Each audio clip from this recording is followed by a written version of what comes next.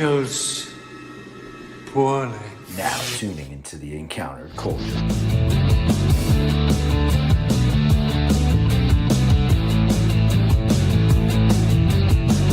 Fucking bored, man. Oh. Anyway, stop being me, break. Counterculture in your face. Fun to pretend that you want it to end. I'd rather be drinking with my friends. When we go out, you'll never see us again. Previously on the recap. Episode of the recap, and we're just going to recap all of the movies that Lorenz has not seen. Yeah. Z-Man was wondering, Lorenz, if you've ever seen RoboCop. Do you want me to answer? We're going to go with no. Star Wars missed me growing up. Yo, Monster Squad, hell yeah. Deep cut. Don't even bother, Lawrence. You don't know what it is. All right, now, And add this to the list of things that Lorenz has never seen. That I've never seen Terminator. So I've never you seen anything related to Alien. I've never seen it. Do you like Tim Burton movies? Have you seen any Tim Burton movies? He doesn't know. No, now that I think about it. Yeah. That's fair. You shouldn't see that movie. It's long for no reason. Never seen Predator stuff either. There are 8 of these damn movies? Okay. Sorry, I was distracted by this comment. I've never seen a Jackie Chan movie, so I don't know. There's been 32 movie references that I have gotten zero clue at all. I don't know what any of this is. It's fine. It is fine, Lorenz. But don't worry. He has seen the Star Wars movies. I just took that. He did say afterwards in that moment that he had come around to see them. But I just had to include that. The rest of the 32 movies I cannot defend. But it's okay. He'll be here this evening to tell you which movies he has seen. There's got to be some. Anyway, welcome, folks. This is the recap, your favorite Friars Day stream, the inconsistent show about the consistent flow of toy news and information. Today's Thursday, right? Yeah, I get confused. It's a Friars Day stream, sometimes Thursday, sometimes Friday. It just depends on the week and what is going on. That's why it is inconsistent. But anyway, I do appreciate you for dropping in, checking this out, and staying, if you will. Jump in the chat along. Be part of the show. That's what it's all about. Of course, if this is your first time here or you've been here before, don't forget to hit that like and subscribe below, and feel free to join the cult while you're at it.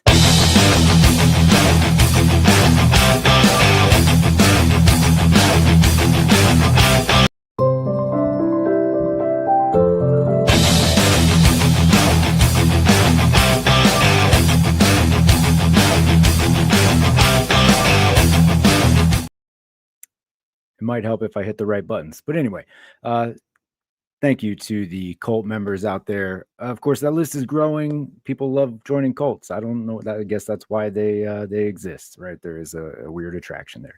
You do see Just Justin Collects on that list. You may be familiar with his channel. And if you're not, do yourself a favor. Don't go there. No, just kidding. Go over there. Check it out.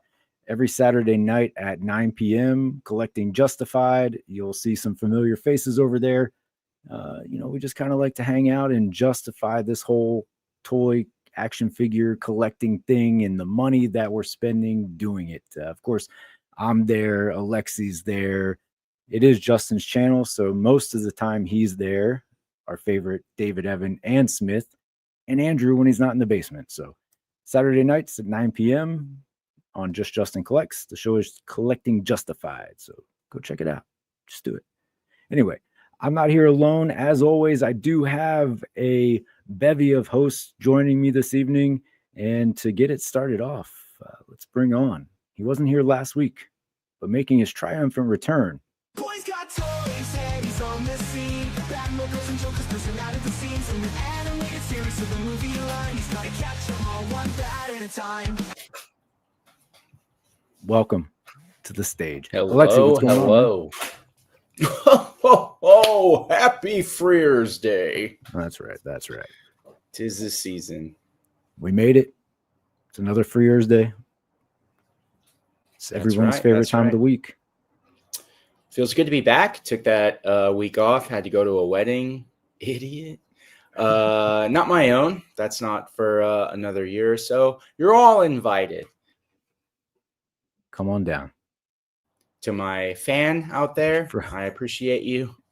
And to my haters out there, I'll see you at the crossroads.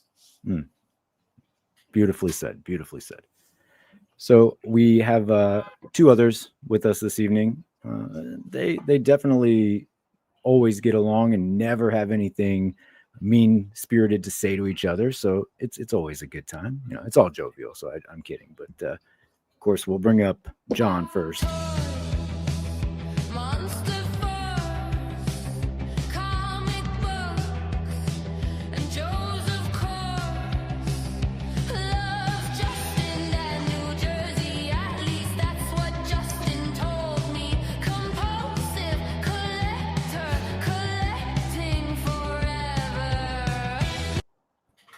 John, welcome.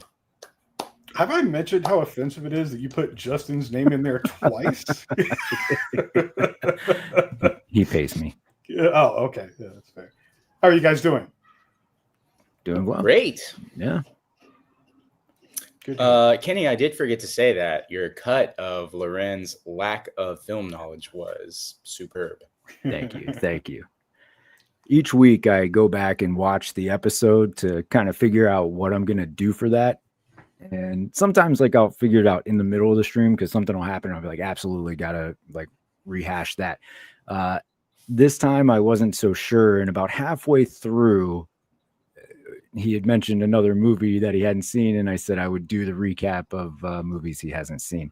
And thankfully, I thought he wasn't going to be here at the beginning, but thankfully he was. So he got to take it all in. And now he is here to defend himself. Let's bring up the Blackter. That's a fact, sir. He's a Blackter. That's a fact, sir. He's a Blackter. That's a fact, sir. He's a Blackter. Shows, horses, and Garfield.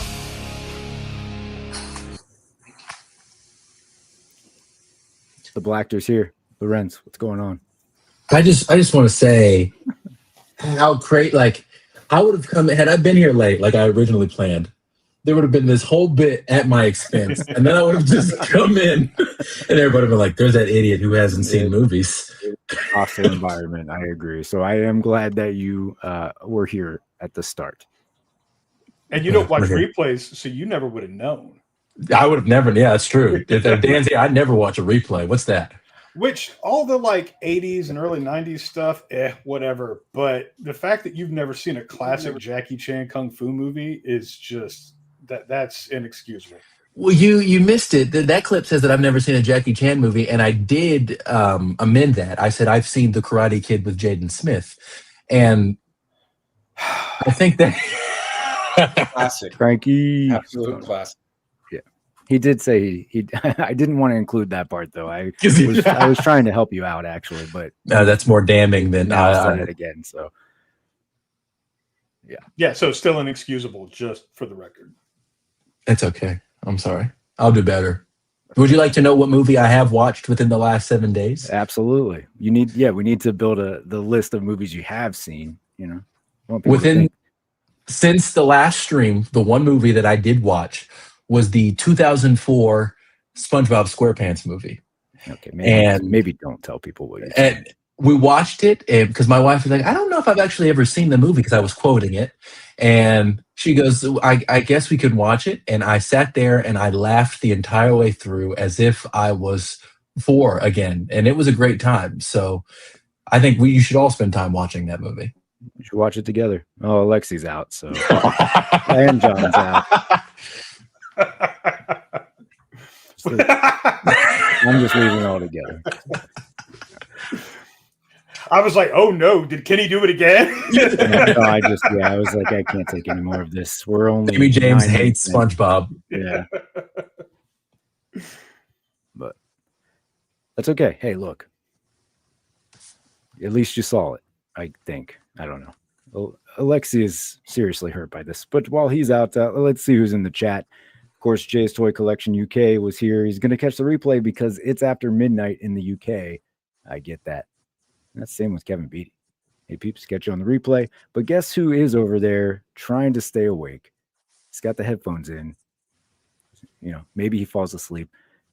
Put him to sleep with this. Maybe we keep him awake. I don't know. Time will tell. We should live in a stream house. Yes, we should, Alexi. Where are you, by the way? Anyway, Darth Sinister, what's going on? JB's in the chat. Hello, everyone. Pow, let's get recapped. David Evan and Smith is out there. Look at that. These guys. Justin is out there as well. Heyo. Soph, what's up? Welcome back. Of course, Frankie, you saw his chat pop up earlier. Frankie, I love this dude. He's out. Met him a couple months ago in person. And yeah, if you're not checking out Frankie's stuff, go check out Frankie's stuff. Hilarious dude. So enjoy seeing Frankie out there. Blackter's drinking the Kool-Aid. It's the way to go. What is this? Not a real cult, but make sure you join because we have cookies. That's true. That's true. Somewhere I don't provide the cookies, so I can't verify where they came from. And then oh, look at this. Justin gifted a membership. David has become slightly cultish.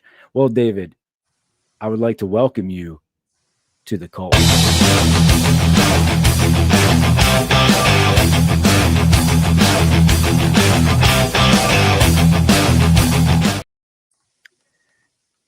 All right, let's see. Indoctrination begins on Tuesday, David. I will send you a pamphlet in the mail. All you got to do is send $250 cash. All right. What up, Zion? What's going on? What's going on? Kubo. No, never, Justin. Wrong channel. Pass. Pass. Pass. All right. Thank you. You got it. You got it. I need to hotkey that. I just need it ready at every moment. All right. So let's get into it. I wanted to kick tonight off with, I think, what's been everybody's favorite topic over the last month or so. A very popular crowdfunded project. It is winding down. It's on its last 4 days, or should we say its last leg? I don't know. But we're taking a look here.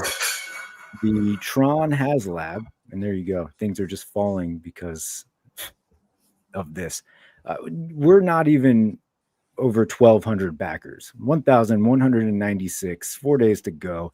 We'll be quick with this because we stopped bringing it up for weeks because it really just hasn't been moving. We understand nobody in the community aside from 1,196 people want this thing, and it has not made any headway. I don't know. There have been projects that have failed in the past, of course, but have any been this bad? Like, there's been very little movement. This thing was under 1,000 for a long time, and it's just over it now with 4 days to go. I don't remember how close or far Cookie Monster was from funding, but I can't think of anything else that would have been this much of an underperformer.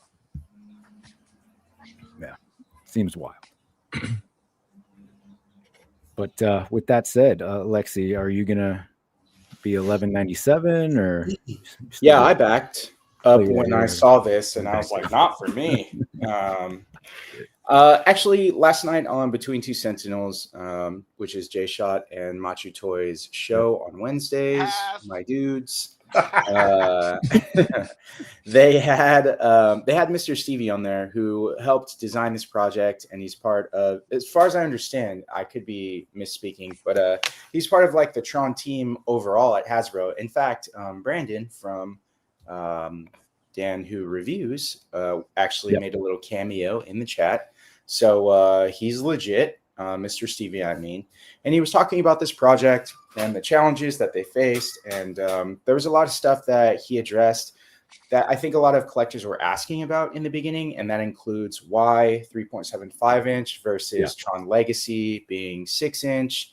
And I mean, I understand his answer. I don't know if everyone's going to like it, but basically the people that are fans of Tron, the 1982 version, collected 3.75 inch, like 5 POA action figures. So they were trying to relate what those people collected at the time with what they're offering now. And the same goes for Tron Legacy, that 6 inches. And I'm quoting them now because they said 6 inch, Todd, is the most popular scale for action figures. There you go. And dominates the market. So I agree with you, Mr. Stevie. 6-inch Todd is the best way to go if you're making action figures. And the people that remember Tron Legacy collect 6-inch figures, which is true. The other thing that he talked about was they were kind of in the middle of, whenever you're creating a project like this, especially a HasLab, because they're fairly highly priced, you can't please everyone, including yourself, because they have the people that design these things. They make sure that they're actually fans of what they're designing, like the property and stuff. So it was hard for them to like limit what they were offering while still keeping it within their price point, like ballpark. And they were very open about like, look, if you don't like it, eat my ass. No, he said, if you don't like it, you don't have to get it. We'll get you on the next one that we design. If you do like it, then we're happy that you backed it. But they also understand if you just can't do it. So it was, it was difficult, but after watching. They've come for Alexi. I could see the enthusiasm, the genuine enthusiasm, rather than just like the marketing of it behind it. No, and I think that's all well and good, but people who love this coming up, they collected 3.7. Are those people still collecting at that level? Would be like one thing that I would consider. Passion projects, sure, but we all know that those can often go the wrong way. Just because I love something, Superman 4, doesn't mean that everybody does, But yeah, and it does suck on that side of it, right? Because I get it. There are people that worked on this. There are people that do want this. I just don't know that it was the right call. And I guess my concern is, failures of these types of things for a corporation like Hasbro could ultimately end the program for people who actually enjoy it. Like with Legends, basically, right? Like we've not confirmed ended HasLabs, but we've basically, with all the made to order stuff, we've gone away from it. So. Yeah. I think the Rancor, which you guys hadn't mentioned for as far as a failing HasLab, I think the Rancor is a really good example of pulling from a crowd that is huge. Like there's so many Star Wars fans, and everyone who's a Star Wars fan is also a Star Wars hater. And so for them to offer what they did, and people were like, you know what? No, like I don't want that. And to still be like a big fan, then I think that's exactly the kind of data or response that you're looking for. It's a hard yes or it's a hard no with these things. Yeah. I think there are probably plenty of people who would have wanted this, but not at this price point. Like this is expensive for 5 1/18 scale figures and 2 light cycles. Like this, like especially when you look at like things that they've done in the vintage collection with HasLabs, like what all comes in that versus what comes in this. Like this is pricey. Yeah, like compared to something like the gunship. Yeah. But hey, if you're Lorenz, how many of these did you back? Yeah, I am the 196. I didn't go full 1,000, but I am the last 196. Don't have limits. Yeah, exactly. It does light up, I think. 90, and I would have thought about it. Not even a confirm. By the way, welcome, Corrupted Collectibles. I think you'll be on Collecting Justified. I don't know if Justin's actually reached out to you yet, but I think we'll. But I booked them. I booked them, David. You heard it here, folks. But yeah, I guess it was salty. There was a little Salty back and forth. David knows what he did. Yeah. I mean, there's no price I'd be in on this. It's just not my thing. But John, to your point, I feel like at half the price, you get a lot more in there. Maybe that's not feasible, but maybe at 199 you even get there. People will still complain about the price, but it's something about that 260. Just I don't think anybody sees the value there. And like, here, most places in the US, like, you got to pile on more for the sales tax. So like it just, it creeps up, and like everything is more expensive now.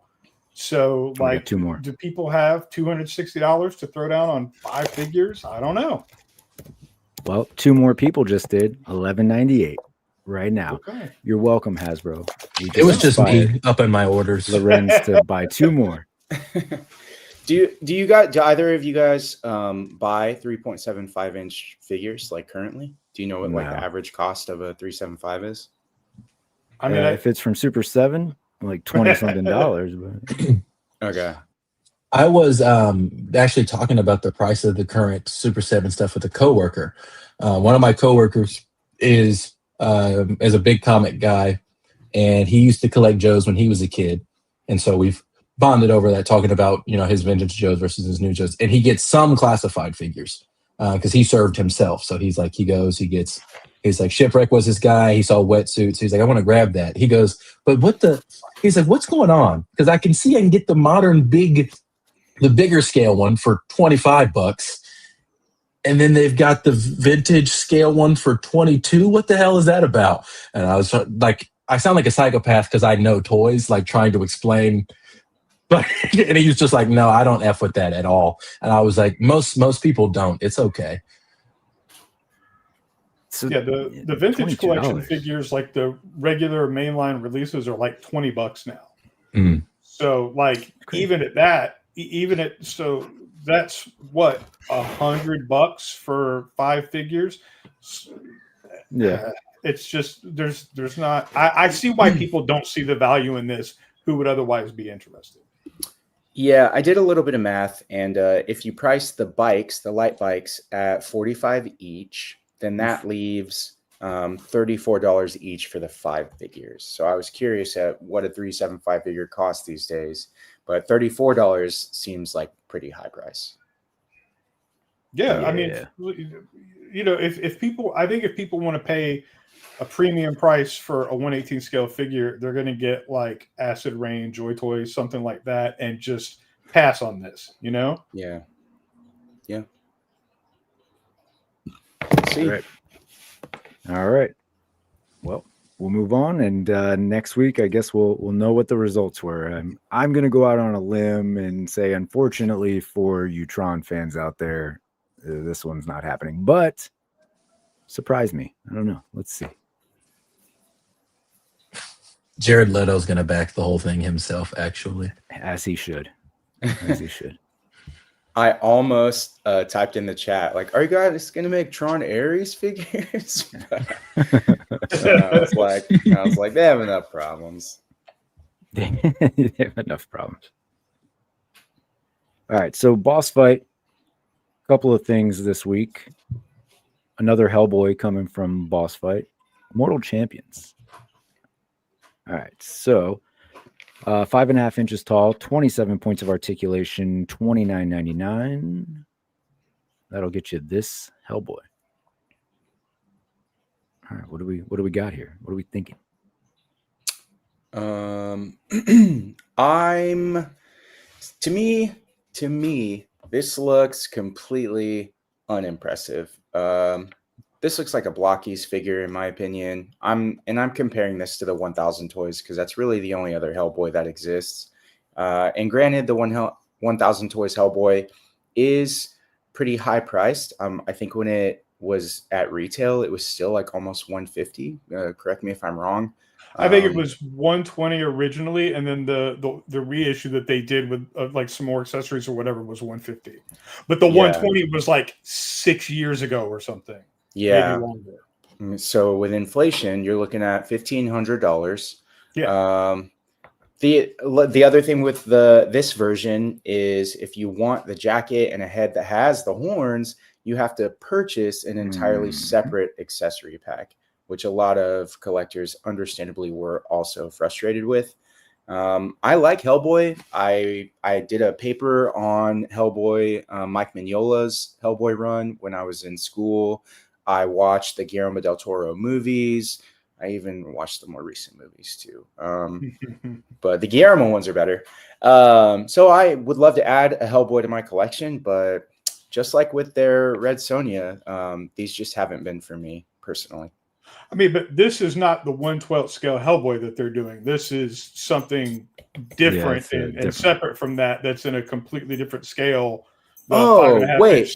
Yeah. This is, oh my God. Then take back everything I said. Yeah, no, you should look at the 1/12 scale Hellboy that they're doing, because it looks like Mike Mignola's art come to life. Like, it is amazing. And the jacket is a separate purchase, but like, you're talking about $80 all in, which is still $40 cheaper than the original retail of that 1,000 Toys release, again, at least 6 years ago. So okay, well then please allow me the opportunity to remove my foot from my mouth. I mean, it's a lot of Hellboy announcements in a short period of time. This still sucks though. This is not for me. Like the scale and the aesthetic of this, like, this is not my thing. But like, for people who are into that, like, hey, go for it.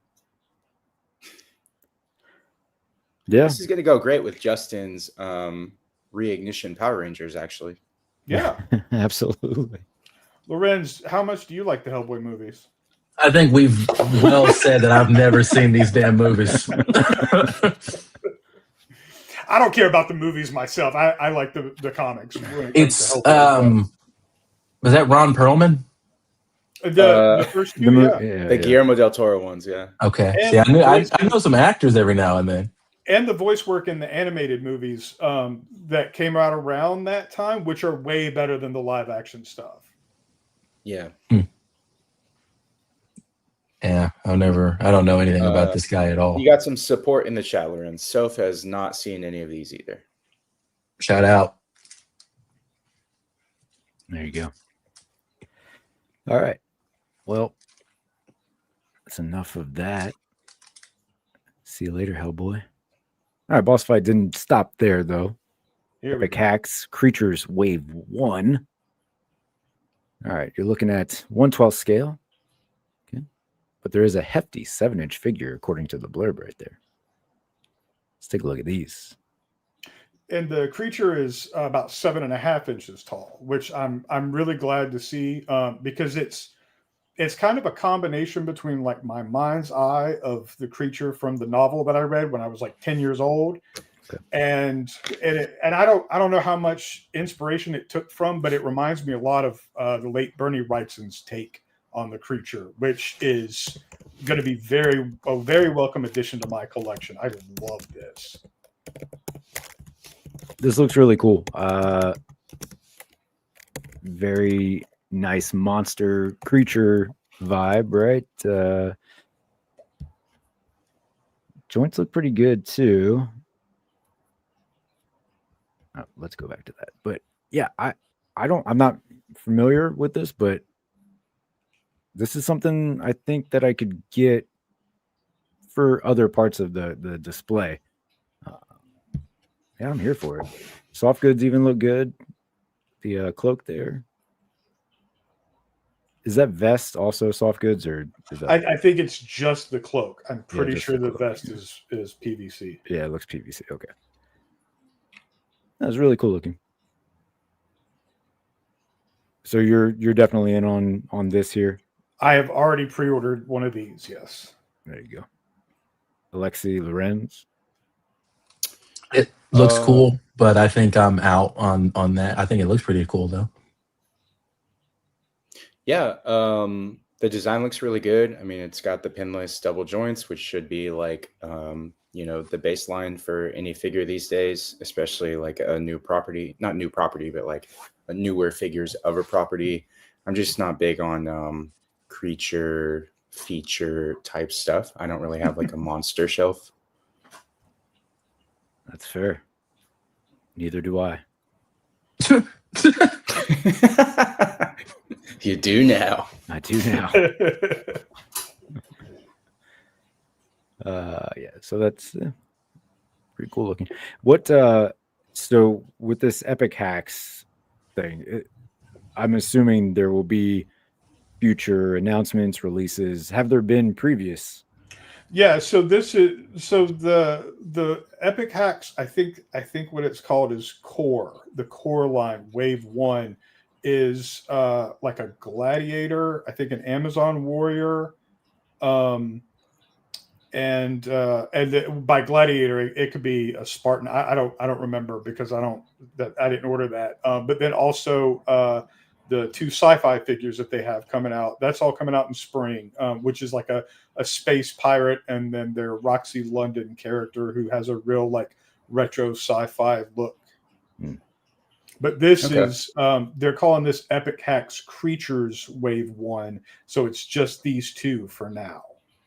And this, the latter of the 2, is the one that I'm more excited about. Like just last week, Mark Taktak and I were talking, and I was bitching because like every week there are new barbarian figures, and every week there's a new barbarian line. Like it's just constant. But like, where are like some robots that I can buy that aren't bats from Classified or Star Wars droids?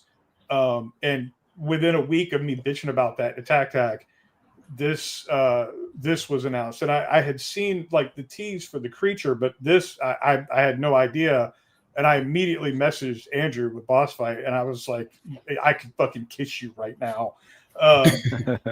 And all of this like armor and stuff on this robot, like it all comes off. Yeah, it all comes off. There's like a helmet, and so you can get it down to just a robot body, which is exactly what I wanted. And he did say it was designed so that like future variations would be on the table later. Okay. Yeah, so you could do like mixing and matching of parts and stuff like that. Yeah.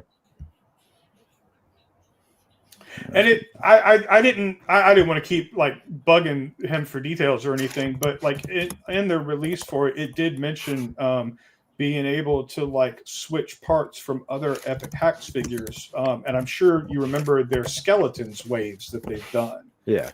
And one of the things that I want is like a Western / cowboy themed robot. And I have that skeleton, so I'm curious as to whether or not I will be able to take the feet off of this and then add the cowboy boots to these legs. I mean, yeah. If they're really trying to make it interchangeable with future figures, then I would hope so. But yeah, I pre-ordered 3 of this like right out of the gate, and I'm 3 of the bots. Yep. Nice. And, where from? Big Bad. Oh, okay. Yeah, and $60 a piece, but I mean the figure is 7 inches tall, which I really like because in 1/12 scale it will stand over even like the standard 6.5 inch figure. Yeah. That we've gotten used to as being considered 1/12 scale. And I really like the idea of like, different variations in the future and everything with other like snap-on or whatever parts. Yeah. I do enjoy the idea of a robot needing armor. Like just in case. I don't want to ding up my servos. But you don't want to spend the money to make the entire robot out of the good stuff. Yeah, that's true. That's true. Plus, it looks cool. Yeah. Corrupted Collectibles in the chat. I assume that's Rob. Says, I want to know how this compares to the 4 Horsemen Frankenstein's monster. Thank you for getting Frankenstein's monster right. $15 more, but it comes with a lot more accessories. Yeah. And I don't have the 4 Horsemen figure, but I'm going to assume that this has more articulation as well. Yeah. I feel like that's a safe assumption. Yeah. Which is not meant as shade toward 4 Horsemen. Like, no, but I have several of the figures here myself. But they look pretty. They're not exactly meant to, do dynamic things. All right. Lorenz, you getting some robots? Or you're good, right? Yeah, nobody. I'm good. I don't. That this design doesn't interest me. The idea does, but I don't think this particular design. Z-Man12 in the chat getting graphic. He says, this reminds me of the 30 motherfucking lines that its whole thing is robots that have armor to make them knights. Maybe the MF means something different.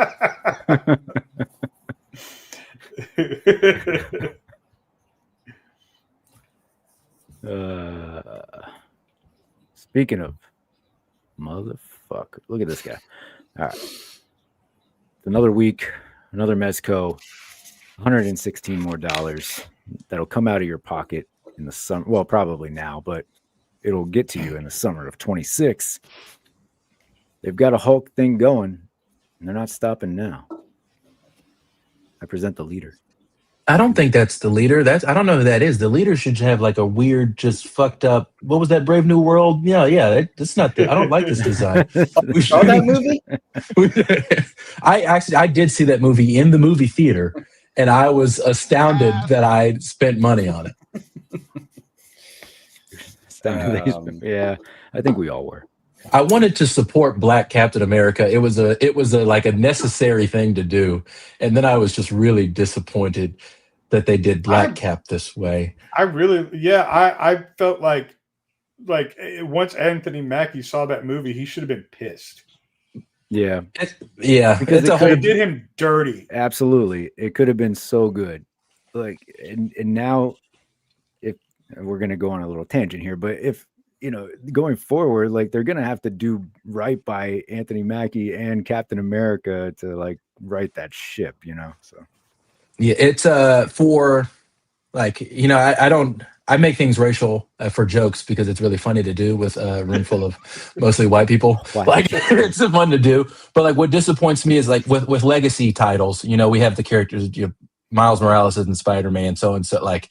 Those go on. So then when that movie came out and the movie wasn't bad, you've got the people that are Steve Rogers is Captain America because they don't actually really like comic books. They only like the movies and they like ranting online. And then so you have the people who just don't understand sometimes how a title moves on. And then also the racist ones that hang on to movies they don't even watch. Mm-hmm. But they get to go, wow, that movie was shit. And everybody who even likes superheroes says it was shit. And that's because Captain America was black. And you go, no, that's just. That was not the main criticism, but okay, I get it. It's like that's not the argument at all. They just made the leader look weird and they wrote the movie bad and they. Anyway. For me, it was even more disappointing after Falcon and Winter Soldier because I really liked that show. Yeah. Yes. Yeah. I think the Isaiah Bradley character has so much potential in that format, and we just completely as disjointed as that movie was, because it really felt like they shot two different movies and then just tried to put them in a blender to mash them together. But Carl Lumbly showed the fuck up and acted his ass off in every scene he was in. Carl Lumbly is amazing, and it was nice to just see him on the big screen after being such a fan of his work for so long. And he's just one of those actors. Christopher Lloyd is another one who comes to mind. It doesn't matter how bad of something he's in. He's going to give it everything in every scene when the director says action. Yeah. It's a good point. Yeah, it didn't absolutely. save it. No. And I don't think there's enough here to save this figure from Mezco, to be honest. I collect Mezco. I like a lot of them, but when you talk about what's wrong with Mezco figures, you can really look to this leader to point out most of them. He's like a really scrawny body. He definitely looks like he's wearing pajamas. Yeah. A lot of people say like Mezco figures have too large of a head on them. Like here's a Mezco figure right on my table. They can make good stuff, but obviously this figure, not the one I'm holding, Doctor Strange, but like the leader obviously does have a giant head. So to have Mezco, who has a problem with giant heads already, make him, it's just the accessories don't really feel like they're there. There's some really detailed stuff in the era that they made the accessories from, because it looks like a lot of kind of like extraterrestrial guns and you know, that chair is definitely not coming with him. So no, and if it did, I would buy it. I think a lot of people would, because how cool is that? You know, I mean, it'd be worth the price of admission for the chair. That looks insanely good. But I thought this promo image made even the costume for I thought it looked good in this promo image for a second, and then you go to the image of him standing there, and I went, oh, never mind. That's why I don't like. That's why I don't like those types of figures. Yeah, he's just wearing a onesie. It's upsetting, but also they made a Hulk, right? And anyone who has, most people who have a character or a figure, the first thing they think is like, who's this person going to fight? Like, who's this figure? You know, Captain America needs Red Skull, Batman needs Joker, Spider-Man needs Venom, or, you know, any one of his millions. The X-Men have to fight someone. And for them to produce Hulk, which we don't even have in hand yet, and then for people planning their Hulk to be like, who's he going to fight? And then they're like, little string bean pajama man. It's like, no, that's not how Hulk is. You're not going to pose your Mezco Hulk and your Mezco leader playing chess, you know? Like, so that was my plan, actually. Ooh, sorry. It makes for good storytelling, but not so much for imaginative action figure play. Mm-hmm. Right. Having leader as a foil. See, if it came with that thing, I might buy it too. Yeah, the platform, like the lasers or the secret lab all together. That'd be great. Yeah. And usually with Mezco's, like, I'll be like, well, you know, I don't care for them in general just because of the fabric costumes. It's just not my thing. But usually I can look at it at a release and be like, yeah, I would love to have these accessories. But even the accessories in this are boring. Yeah, definitely. It does make the Hulk look cool, though, I guess. Maybe that's the plan. They really want to, you know, hype the Hulk. So if they sell like a shit follow-up to it, then the Hulk looks that much better. Look at it. Looks great. Yeah, that's not good. Okay.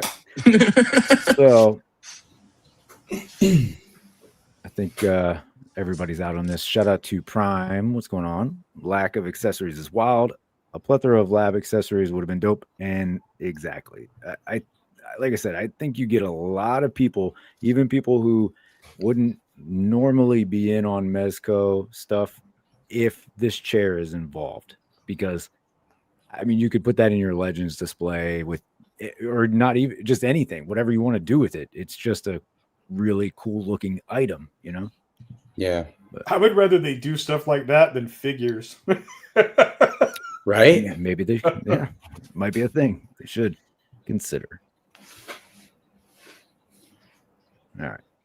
Everybody's out. Okay. Oh, here's some more interesting stuff. All right. Hot Toys. John, this is your area, but I'm going to guess you're probably not getting Japanese Spider-Man. No, I don't. I only do Star Wars when it comes to Hot Toys. I haven't done any of the Marvel stuff. Let's take a look, though. Let's see. Now, going from pajamas to clothes that fit, I guess. We'll see. Looks all right. This actually looks like a small child in a costume. Yeah. Spider-Man. That's his name. He looks fun. I didn't get the Legends version of this, nor did I get the SH Figure Arts version. Wow, he really looks like a person in a costume. Yeah, no, it's really fucking weird. It's freaky. They really didn't take pictures of the figure. Like This that is an actual person. Shit, we gotta send these to marketing quick. Put the suit on. Yeah. Wow. Oh, I didn't know he shot his web like that. I'm not a 1/6 collector, and there's not many that can get me to even consider it. And this is not one of them. Fair enough. Yeah, I'm out on this as well. Same reasons, right? Like I have the first one coming in at some point. I don't know. I guess they've already released the final like production photos of that, I believe. So it won't be long. Yes. Excited. Yeah, my only connection to that version of Spider-Man is my ex had got a bootleg of that at a convention one year, and we watched it, and she was a huge Spider-Man fan, and she was like, "Yeah, we don't even need to watch that again." Oh, that's not a good sign then. No. All right. DLX, Miles Morales. Keep it Spider-Man. I think we talked about Miles Morales a little bit earlier, so see that full circle. $75, 6-inch figure. And this is what it'll get you. Alexi, do you collect? Do you have any of these? I don't. I was going to say I feel like they're coming along pretty well for what they're offering. 3.0. The only 3.0 figure I've had in the past is the Hulkbuster, the Mark 44 MCU Hulkbuster, which was huge. And I didn't end up getting any of the Iron Man figures to go with it. And I ended up selling that Hulkbuster. So I don't even have any 3.0 figures. They also make the Mega Man or Rockman that you guys breezed by last week. But this looks cool. I'm not a big enough fan of Miles Morales, and I never finished the Spider-Man 2 game. I don't even think I got past like the intro mission. Why didn't I?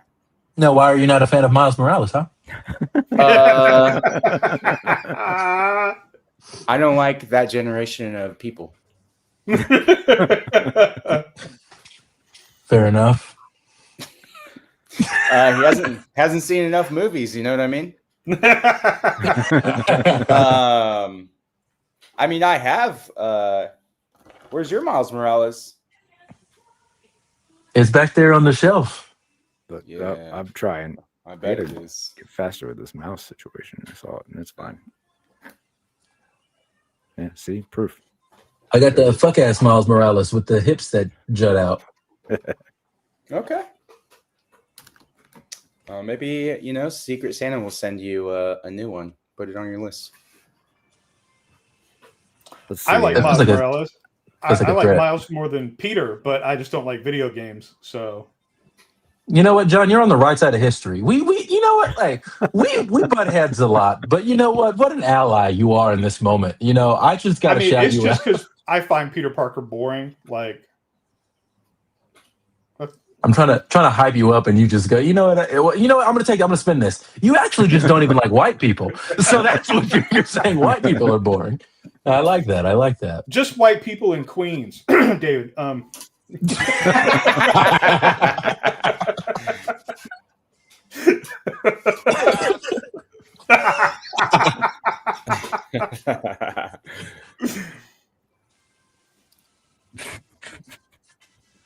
Real quick, Pac, what's up? What's going on? Welcome. And Bearded's out there. What it do, baby? What up? Okay, so let's see. I've learned a lot in this few minutes here. Z-Man in the chat says Spider-Man 2 game is the weakest in story and symbiote gameplay. Z-Man, is that because the symbiote is black? You don't get to join our side now. Wait a minute. Spider-Man 2 is. Did any of you? No, John doesn't like video games. Kenny didn't, or Alexi didn't finish it. Kenny, did you? I'm about halfway through, so I am playing it. Yeah, he's lying. I didn't show us your progress file. Not on this laptop.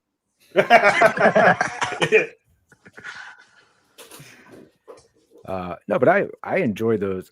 I will say though, I do like the first game better. No, I like the first game better because of anything. I like the first game better. Though I played the Miles game, little story, and then that one was just okay. It's the dialogue that really it's so annoying. I don't like the Alexi. I don't like that generation joke. Genuinely, I don't like the way they've portrayed the way he speaks in that. Like, it's just annoying. Young people buzzwords, and it feels like old people tried to write young people talking. Exactly that. I fucking hate that. It drives me banana every time he talks. I'm like, who the fuck wrote this? Like, it's not good at all. Oh man, that's good. The figure looks great, though. It does look great. No extra heads though. I think Z-Man mentioned that previously. Yeah, I don't know. Maybe that's common, but it seems like for the price of these, you at least get one extra head to choose from. Maybe an unmasked one. I don't know. Just spitballing here. It can be Marvel Legends Maximum Series Spider-Man, where it's barely a squint different. You can just put the same head in there, tell us that it's squinting, and we'll be like, yeah, that's what you gotta do. That's different. All right, semi Spider-Man related. So here's and shout out to Z-Man because he sent this in the group chat earlier. So Mess Toys, this is a first look at the Mess Toys Venom prototype to give you an idea of what you'll be getting there.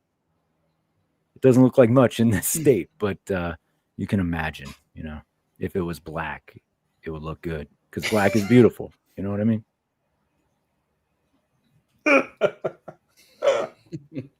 Pandering.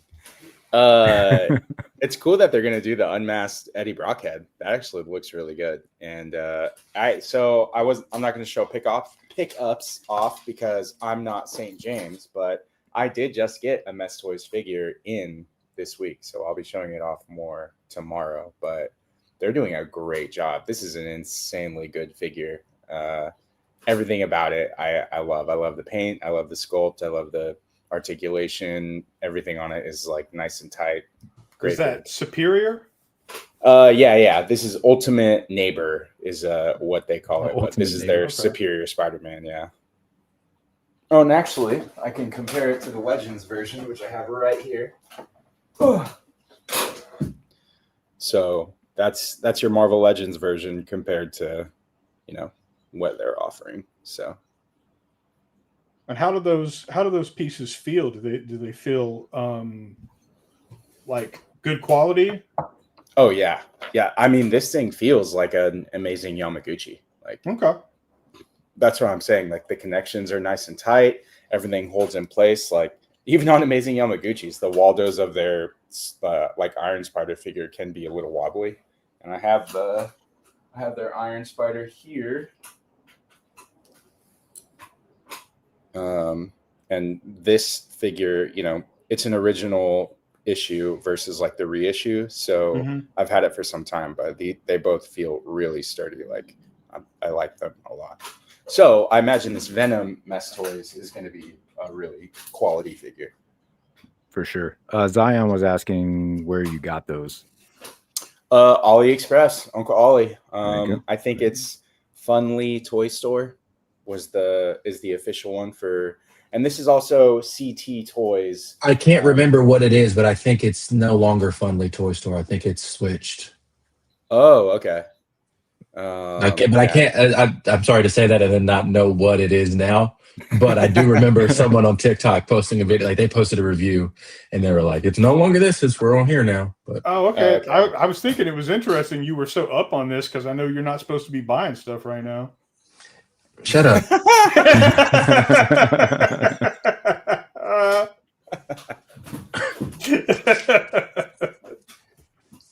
Speaking of buying something, it's time. I'm ready to take the figure from you. There you go. Oh, what figure? Oh, never mind. Fuck it. I'm good. Oh man, I sold that for like $100 a long time ago. I don't still have that. Well, it's over. Game's over. Wait, and what? You're on a buying ban through the entire month of November. What do you mean it's time? Listen, I'm not on a. You're not getting me in trouble with the horse girl. Absolutely not. Because I will blame it on you. I will just be like, he just sent it. Like, I had to. You're not here though, so you don't have to face the beatings. Okay, absolutely not. I've known horse girl. No. I hate November. You can talk to me when your month is up. When you're off. December 1st, you're gonna, hey, what's going on? Hey, but then he's gonna have to wait till after Christmas. So I saw the TikTok. Don't take my TikToks as serious. They're lies.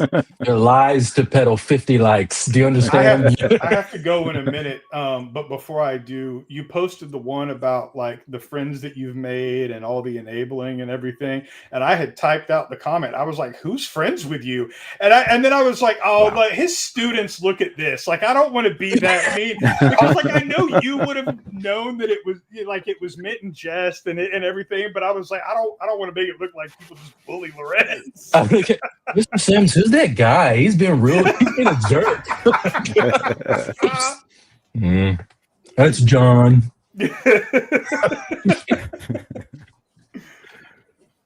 Oh, wow. This is your fault, but I do blame you for G.I. Joe growing the way that it did. Only because I need to blame someone, and you helped me in the beginning.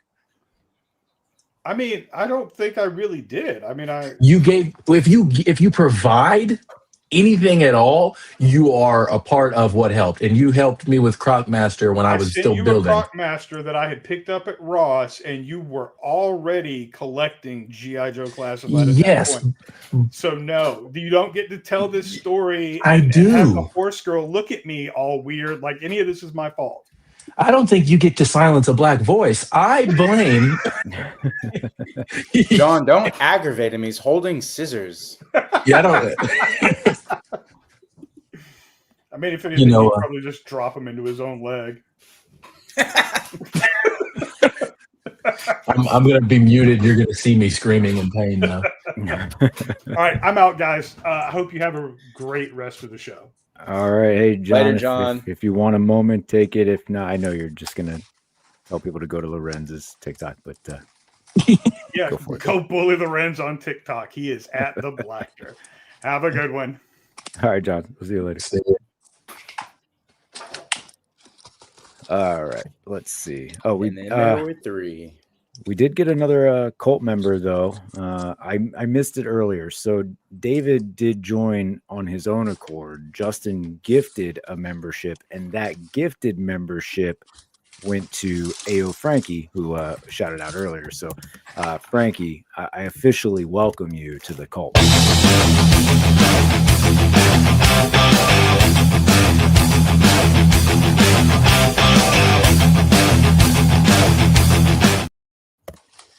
There you go.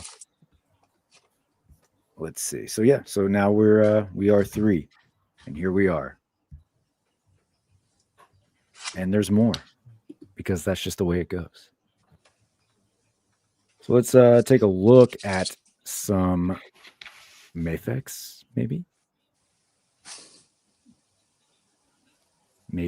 Okay, here we go. Hell yeah. So this is a stop that I requested, but it actually wasn't for this image. If you could cycle a couple over. Actually, just one over. That was it. That was it. Yeah. So if this looks familiar to you, it shouldn't, because this is a completely new Batman, guys. This is a Batman that has a new shoulder piece and a new bicep piece. And if we could just zoom in on that a little, and just on the image in general, then you'd be able to see that this is essentially, and I have it here on my table because I literally have a mountain of figures here. What you're looking at, is the same as their Hush Blue Batman, except they've done a little bit of battle damage on the bicep and on the shoulder of the figure in the image. And I'm pretty sure, unless they change it, they're just going to slap that into a 2-pack and call it a different Batman. And I'm like significantly annoyed at that, because it's going to cost as much as 2 figures. This blue Hush Batman, if they were trying to do battle damage, take a page out of Magic the Gathering's book. I mean, Hasbro, because the battle damage Spider-Man was actually not bad for a battle damage figure. And this Batman is supposed to be battle damage, but it just looks so lame that they did like one little cut on his shoulder and one little cut on the bicep. Are you able to zoom in, Kenny, at all? Yes. while I figure out the enhance. Pac has a question for you there. You think they're stepping up because the recent rise of the third-party companies like Gong and LPZZ? Pac, I'm already deep into the conspiracy theories of these third-party high-quality molds and figures being released by these companies just so they don't have to pay for the license. Where are they getting these designs from, Bart? Where are they getting these designs? Like, it just makes a little too much sense for someone to be like, oh yeah, my cousin Mess has his own toy company, and he comes and hangs out, uses my work computer where all the files are for these figure designs, you know, because they're such good quality. And that also could explain why none of these companies are getting hit with like cease and desistos, you know? Yeah. But again, that's the conspiracy theory.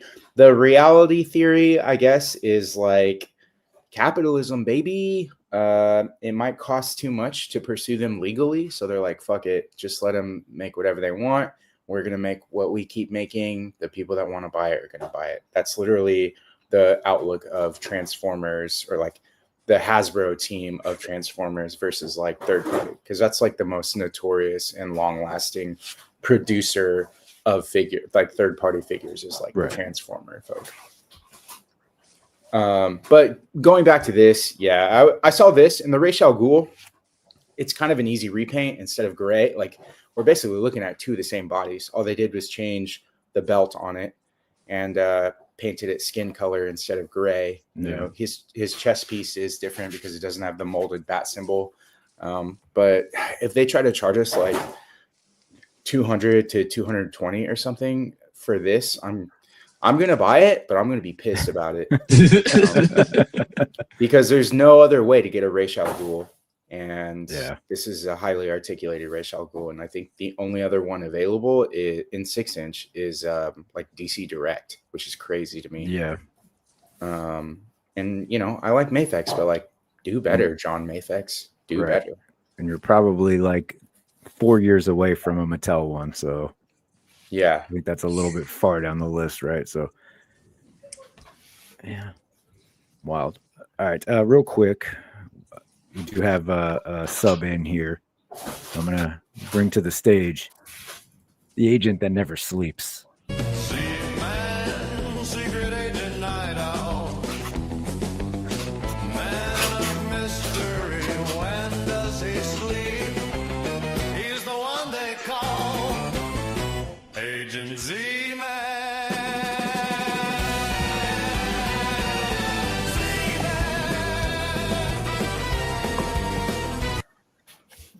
Z-Man, what's up, what's everyone?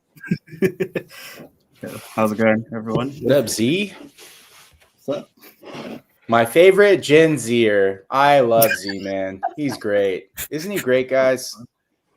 He's the only person from Gen Z that I enjoy. Really? I also like Sabrina Carpenter's music, but oh god. I went to a concert for the first time and I was like, oh. What the hell? Oh my god. I don't know.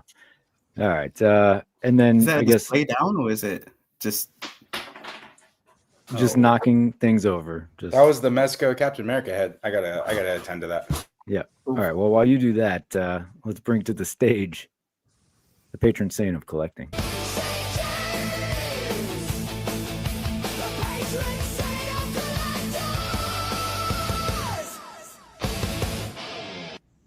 I feel like my hair's not long enough for that. Yeah, next time come with a wig. You know, I don't know how I can speed it up.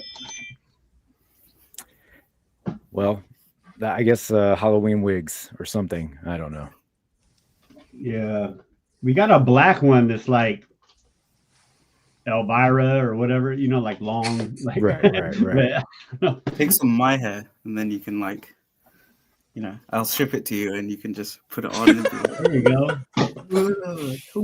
I get that real Indian hair or whatever it is. I'm fucking started.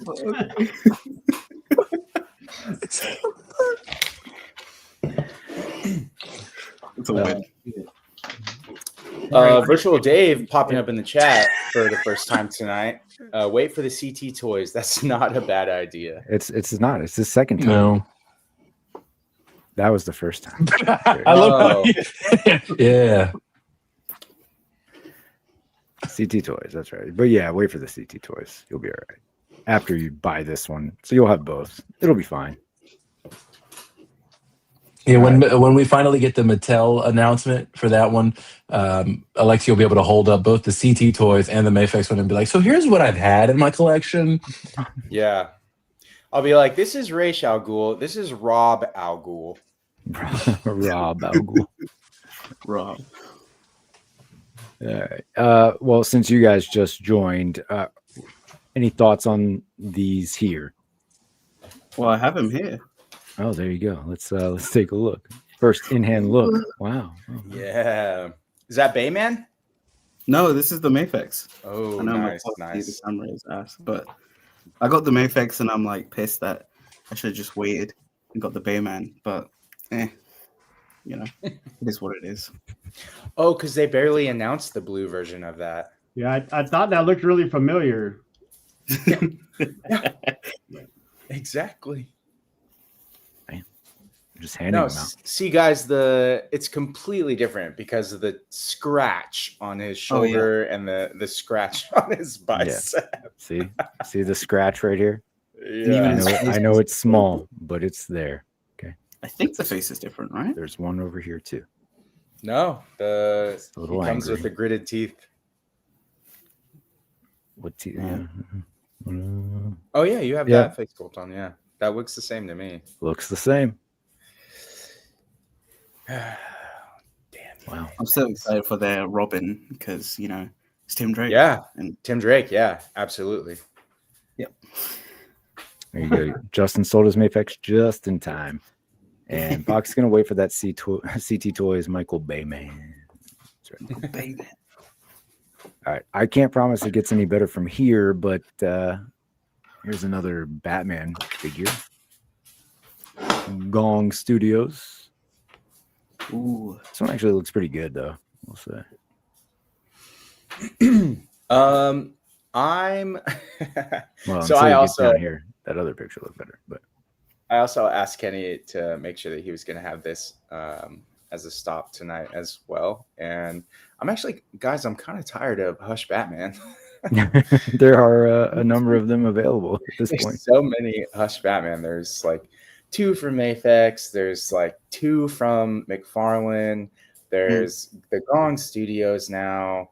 There's other versions of Batman. Look at Mcfarlane. Yeah. What do you guys think? I think because, like, you know, we're getting the LPZ, that version. Oh, yeah, that one too. Exactly. So it's just like, why are they doing, I get it, cloth goods, you know, making it look like a Mezco. But I'm like, you could have just done a different suit, then done a Hush Batman later on. I mean, he looks good, but it's just, what's the point? If you got so many of them, do another Batman. Yeah, I think they would have done really well with a first appearance Batman with the higher ears and maybe like the purple gloves like that. I think that would do well on a cloth suit body. Do people not like black suited Batman anymore, or we just love Hush? I don't know. But I mean, I think like maybe it's a movie thing. Like we've always seen the black suit be done for Batman. So I'm like, let's do the blue and gray. But then it's like, oh, they're more than just Hush Batman of blue and gray. There's the Nightfall. There's, you know, Rebirth, if you want to count that. But yeah, basically any 90s Batman was like blue and gray, or even before that, because Golden Age. Mm-hmm. If only there was a company doing a ton of different Batmans. If only. If only. Just there was a good company, I guess. What he meant. I think he left out a word there. All right. So who's adding a 15th Hush Batman to their collection through Gong Studios? I don't have a single Batman.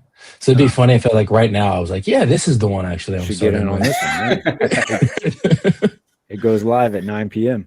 Eastern on Pop Mart. No, Why not? I'm finally in. Why don't you like Batman? That's a Batman. I'm waiting. Is it because he's rich? You eat the rich, brother. That's fair. That's fair. Okay, well, Gong Studios Batman, there you go. Goes live tonight, 9 p.m. on Pop Mart. Let's see. Here's what they tell you in the blurb here. The wire cape is a crucial inclusion for dramatic, dynamic posing. Okay, so take note.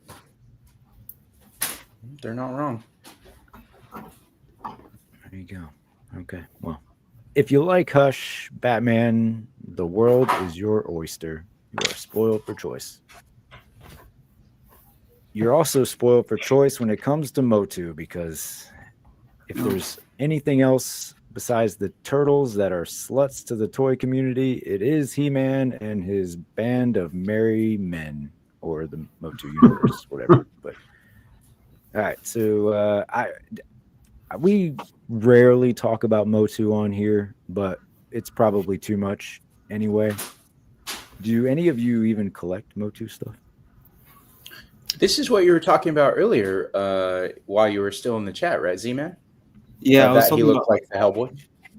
Yeah, the Hellboy has that body style, and I think Boss Fight Studios was doing a Conan in that body style. So I think it's just, I don't know if it's they're doing cross promo, or they just realized the formula of doing the retro muscle bound, but with articulation. Yeah. They wanted to do it with Hellboy, with Conan, and now you got this guy who's obviously an Origins character, but he looks cool. Yeah. As an archaeologist, I can tell you that the point on his spear there is bifacial, fluted, and it looks like a serrated point. That's what I was going to say. Yeah, exactly. Yeah, probably some type of soapstone. Just kidding, that's a soft material. It would probably have to be like rhyolite or something. I know you guys are all wondering. I think inquiring minds would like to know. So there you go. James is curious as well. What's happening over there? So I think this character is from fucking mess. Oh my god. My. James is suffering from success over there. What's that Ghostbusters thing over there? Yeah, they're waiting for their other two partners. I'm not opening them until that's the is that the Mondo without the ghosts? Yeah. Okay, that's what the package was. So the only one I got with the ghost is going to be the Ray, the final one. Oh yeah. I really like that effect where the jacket's open and everything's coming out and stuff. And, yeah, it's cool. You're into that? I'm into that. Whip it out. Hey Kenny, thank you. Just arrived today. Oh, finally! Like Michael's got there super quick. Well, I do live in almost Alaska. It was the exact opposite, and yeah, I'm on the east. Yeah, it was it went the whole way. I But yeah, it looks lovely. I can't wait to rip it open. I'd like seeing Cloud's name on the back of the box. It is cool. Well, thank you very much for standing in line for Michael and then grabbing mine while you were there. No problem. Okay, so we love Motu, so we'll keep talking about it. Thundercats mashup, because again, they're just pouring it out to everybody out there. So if you like Motu and Thundercats, shit. Wait, so they're just doing a King Randor just normal instead of him being armorized or some shit like that? Yeah. Oh wait, no, this is just cartoon. Never mind. Okay, yeah, I don't. I was about to say. Not much of a crossover if he's just wearing his normal garb. I guess somebody wants that, right? Okay. I actually miss Thundercats. I have no knowledge of the lore. That's okay. I remember the toys and the cartoon and stuff when I was a kid, but like it was like the first season. Like, and I don't like. There's like all these characters I don't remember. Like, especially like with the Super 7 stuff. Like they put out stuff, and I'm like, I don't remember those characters at all. Like I just remember the core first few. They could just be making stuff up. I wouldn't know the difference. Let's see. Didn't the show only have one season? I think we were talking about like it's just Yeah, one. we talked about 60 episodes or something. Yeah, like a ridiculous amount of episodes. Yeah. How great is this Iceman though? Oh, it's cool. I like it. All right, here's another pickup. Yeah, it's awesome. I just opened it and I was thinking it's like one effect away from being a maximum. Oh, you're right. If they would have thrown in one more thing, we would have been paying double. No ice sperm. No ice sperm. According to Virtual Dave, there were 2 seasons. Yeah, I think that's what it was. There were 2 seasons, but they both had like a stupid amount. Pretty close. Significant amount of episodes. Depends how long it's been. I need to get that Iceman. I forgot to order it, and I know it's been like in and out of stock on Amazon or something. Like it's not like hard to get. I just haven't. Yeah. And it's going to be like yellow in like 2 years though, but it's still really cool. Oh man, I hope not. If you protect it from sunlight, then it won't be yellow. Or if you don't pee on it. That also will keep it. That's what I do to all my figures. That's actually what keeps them in pristine condition. It's a little known secret. The first thing I do, people won't play with me. Am I like? This was a conversation that happened on one of Dan's streams forever ago. I want like we've got 3 or 4 different Iceman from Marvel Legends, AOA, the retro card, this one, and now the Juggernaut. Was it the Juggernaut wave? Juggernaut wave, not the Rhino Juggernaut. wave. You had an original Build-A-Figure wave. You also had the Spider-Man and Friends 3-pack. I forgot about that one. It's a forgettable figure. But it's like we've got X-Men box set version, which was like supposed to be original version. One. Yeah. I just sold I want a civilian version of him. Do you want the animated series Bobby Drake 5-pack?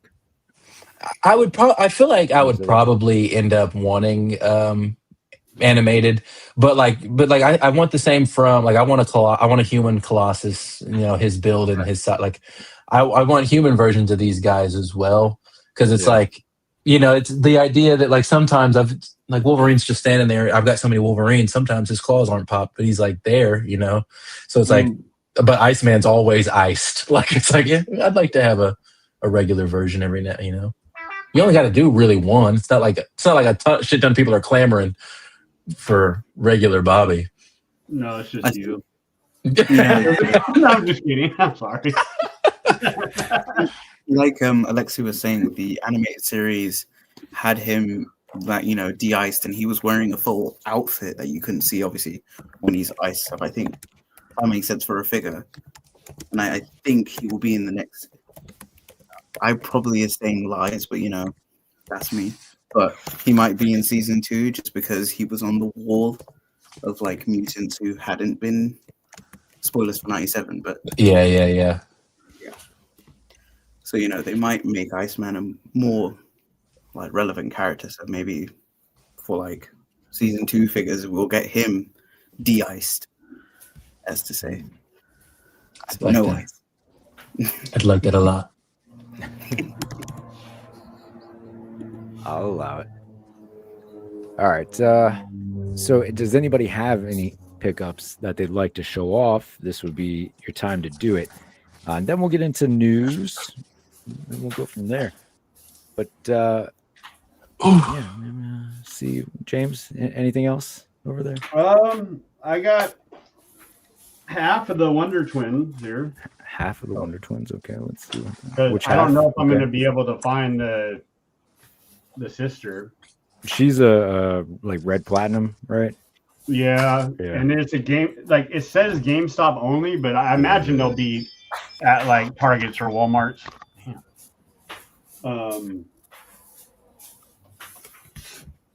David Evans Smith or Michael got to find me one. They owe me for Rainbow and Pink Batman and stuff. So. That's after David gets his, though. I don't know if he got both already. Maybe, yeah, he did. Yeah, I don't think.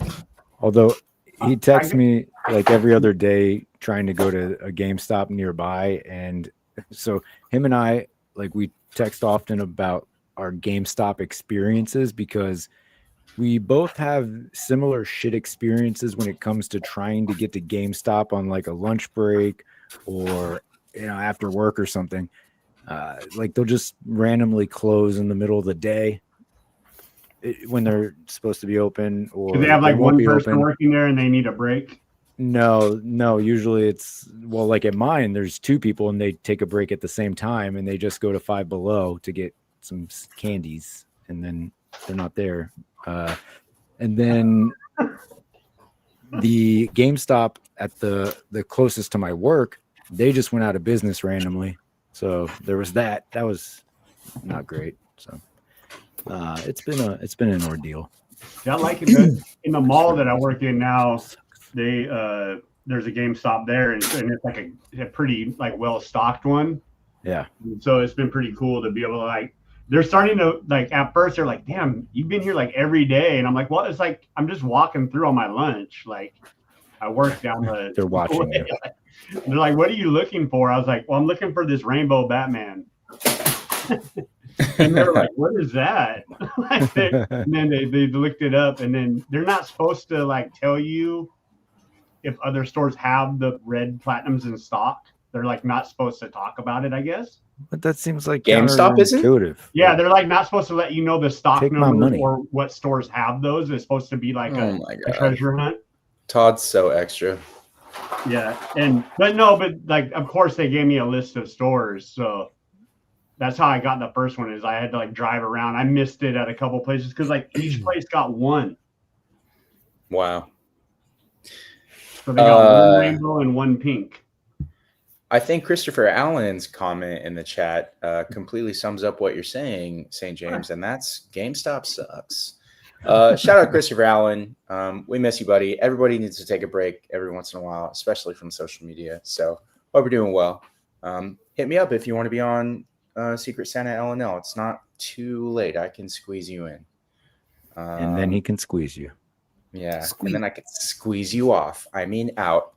Also, Paul Morales in the chat. Yo, Big P, I see you everywhere, and you always give me a shout out. So here's your shout out, Paul Morales. Love you, brother. Oh yeah. There you go. And while we're doing some shout outs, how about a shout out to John Morrissey, who recently became part of the Who crew, right? He joined. He's in the chat. Massive comic collection, we learned. Very fascinating. So it was awesome to see John and get to know a little bit more about him. But with the $6.16 chat, my 4 Iceman figs have shipped. Wow. It's time to augment a few X-Men teams. I like it. I like where you're going with it. And let's see. How about that? That was cool. Yeah, that was cool. That was cool. That was cool. John Morrissey, put in the chat, what 4 Iceman versions are you going to make? We're all wanting to know. And Lorenz, you have a direct chat. Lorenz, you need to show Megatronus if you haven't yet. Is that a Transformers Harry Potter mashup? Or No. Mega Patronus? I did. Yes, right. I showed him. I'll pull him out again because it's really cool. I showed him last week. I did open him. I've got some more Transformers to show today too. But no, I have loved this thing. He looks super cool on the shelf. He's been so much fun to play around with. I actually haven't even transformed him into tank mode yet, just because I've been having fun with this. And I am also, since I'm very new to Transformers, I feel like a child reading like the most difficult instructions, looking at the pictures and going, "Fuck, I folded it the wrong way." So it's very stressful. What's the lore behind Megatronus? So Z-Man might be better equipped to answer this. So I'm pretty new to all Transformers, but what's happening now is that I'm collecting the 13 primes. So Z-Man would have a better description on this specific look and such of Megatronus, I think. Yes. So Megatronus is one of the 13 primes. He is basically the namesake for Megatron. Like Megatron was like, oh, I love this dude. So as in like, look up to him because he's basically kind of like the 13 primes are kind of like gods. Oh, he predates Megatron. No, because like Megatronus, he has a nickname called the Fallen because he was the first to like kind of like be a Decepticon because he killed his own girlfriend and basically caused chaos under the like kind of like persuasion of the Loki of the primes, who I think is I can't remember his name, but I think it's Maximo Liege or Liege Maximo, who literally looks like Loki, and he convinced him, oh, your girlfriend's gonna do something crazy, who's also a prime. She's like the first female Transformer, and so and she's like the weaponsmith. I'm kidding. I'm sorry. What happened? Nothing. James is throwing comments, but he said it so calmly that's what popped me, is how peacefully you said it. No, as in like, because it's just like part of the law of like how he kind of like becomes like the kind of like forgotten one, or like you don't say his name. So then Megatron was like, oh, because like he was called D16, and he was like, I'm gonna take that name because I'm rising up in the gladiatorial thing. So he just looks up to this guy, basically. That's his law. But yeah. So with the with that figure, I've got currently 3 of the 13 primes that they're making, Alexi. And what's neat about that is like you're new to a line, so you're like, okay, where do I dive in? So I was like, I'll get the primes, and then I'll get I've been getting the animated stuff, the G1 looks from the cartoon movie. But what's fun about like that Megatronus and then the other primes is that they're not all from like the same continuity, if you will. They're not all from the same comic, they're different looks from them through the eras, but you are for a fact going to get all 13 of the primes, which I think is like a first for them to do all in one line. So this line, what Age of the Primes line started, I think, was it last year, Z-Man, or maybe this year, Hasbro started pumping this specific subline out? Yeah, it was this year because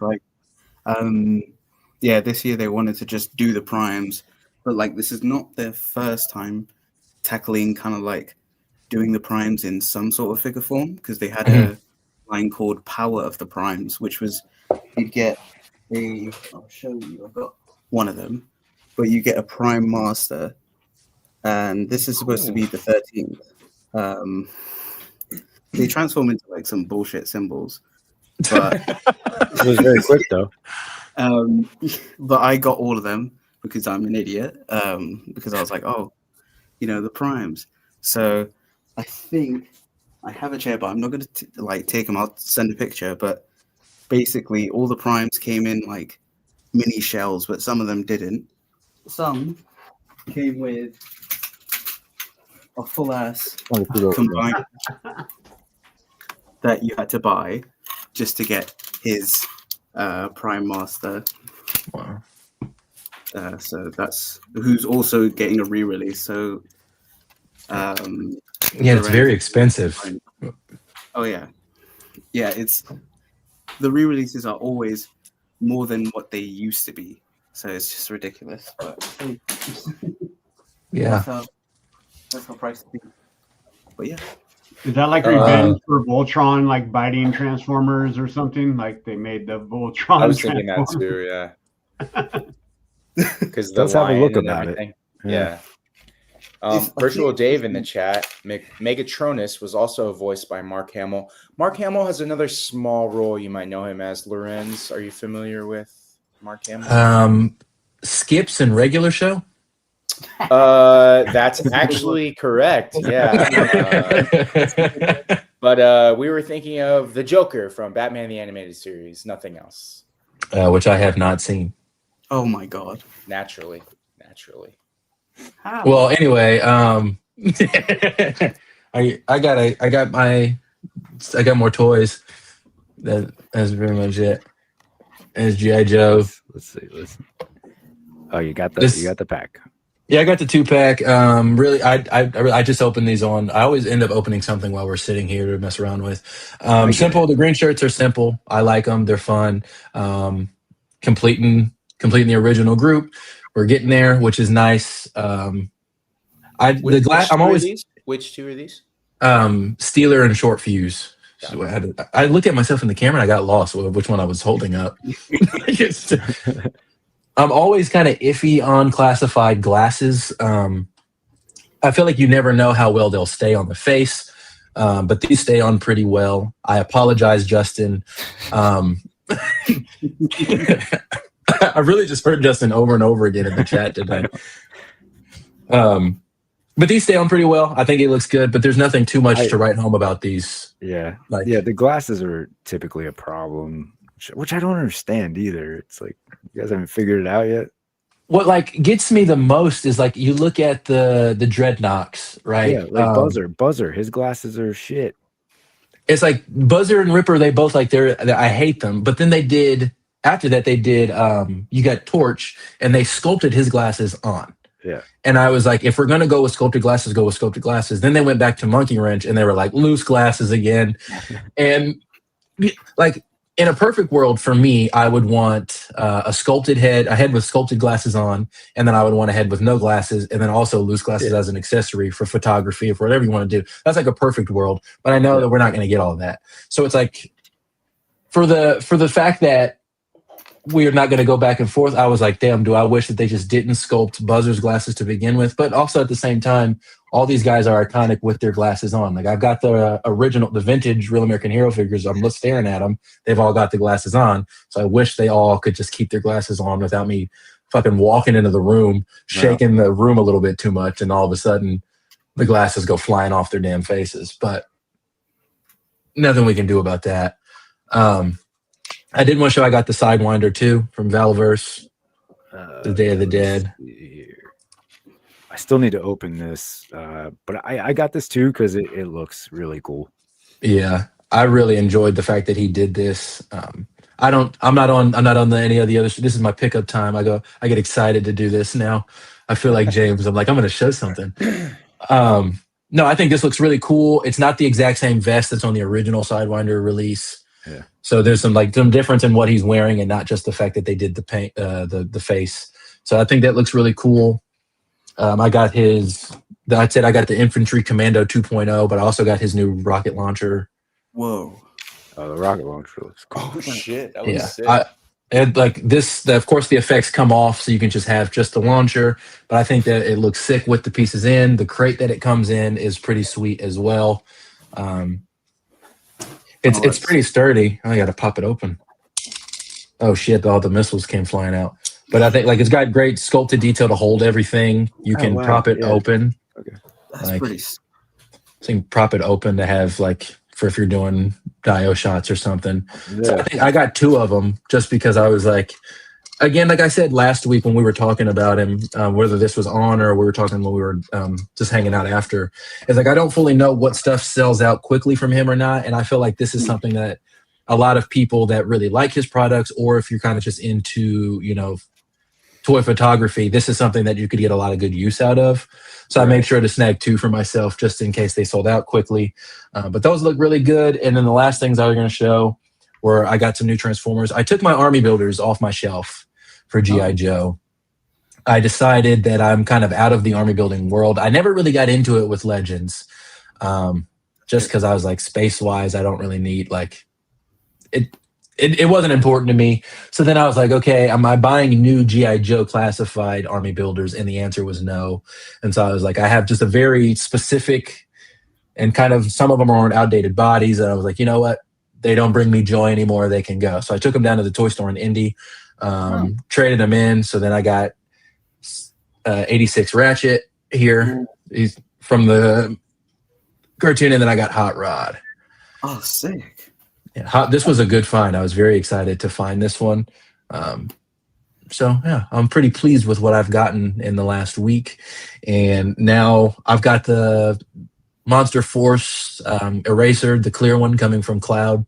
Yeah, nice. And so, but now we're like really in the height of the band now. We've got all the fun things, and now we're in it. I love that Lorenz, he completely has skipped over all of the 90s and the 2000s and 2010 stuff as, you know, a collector. And he's all the way back in the 70s and the 80s now. He's like, I've never even seen Tim Burton's Batman, but I love Transformers. And I was born in 2005. 2001. 2001. It is truly a compliment, and collectors like you are what keep these properties alive. So it's fun to see you getting excited about Joe's and Transformers. I love this, and I shout out Sophie. She just popped. You had her up there. She was kind of my Transformers link. We TikTok is how I've met some new people. Of course, I met you guys through YouTube and Instagram, whatnot. And so I've met a couple people off TikTok. She's a big Transformers person.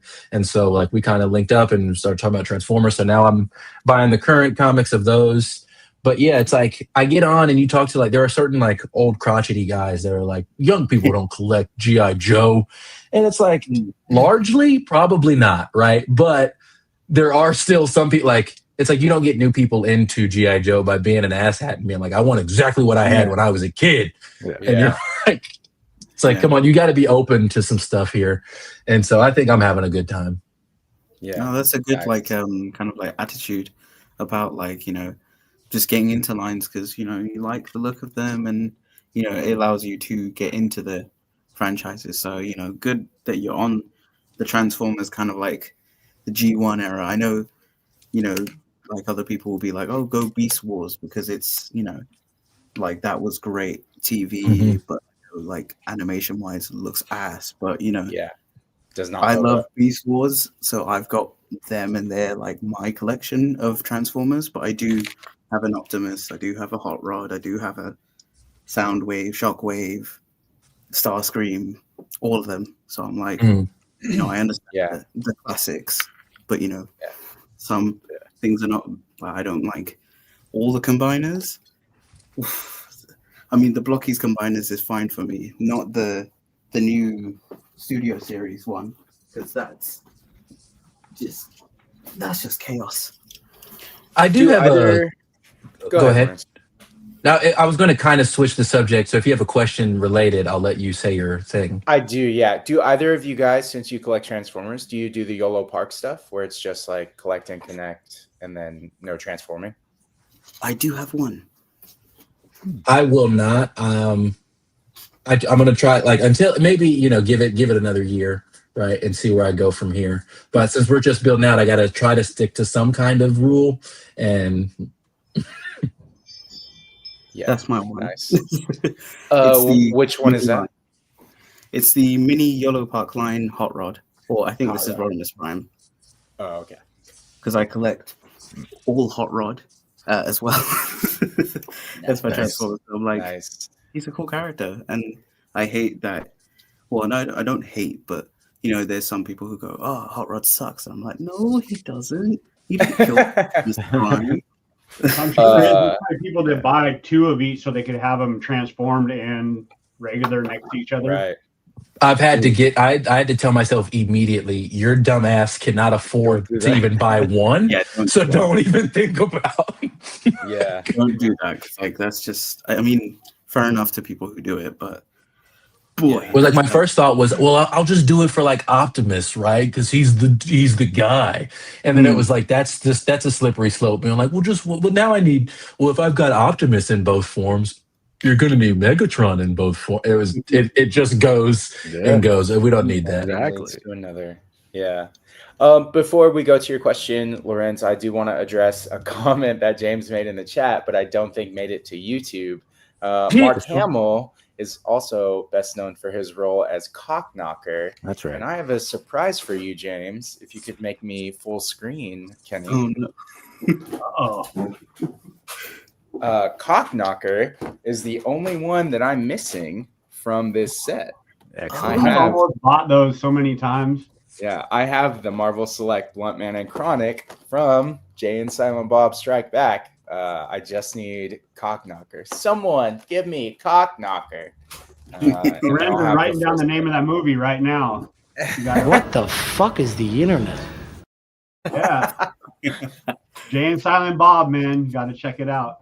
It's a cinematic history and masterpiece. Yeah, I believe you guys. It looks awesome. I believe you. I'm serious. It's funny as hell. It's a stoner movie. It's like a 90s. I've never been high in my life. Well, I've only been high once. Yeah, we could tell. I mean, me neither. But you know what? Oh, damn, I lost it already. The snow. Oh, there it is. He's high right now. The little snowball that came with Iceman. So many people are going to lose that thing.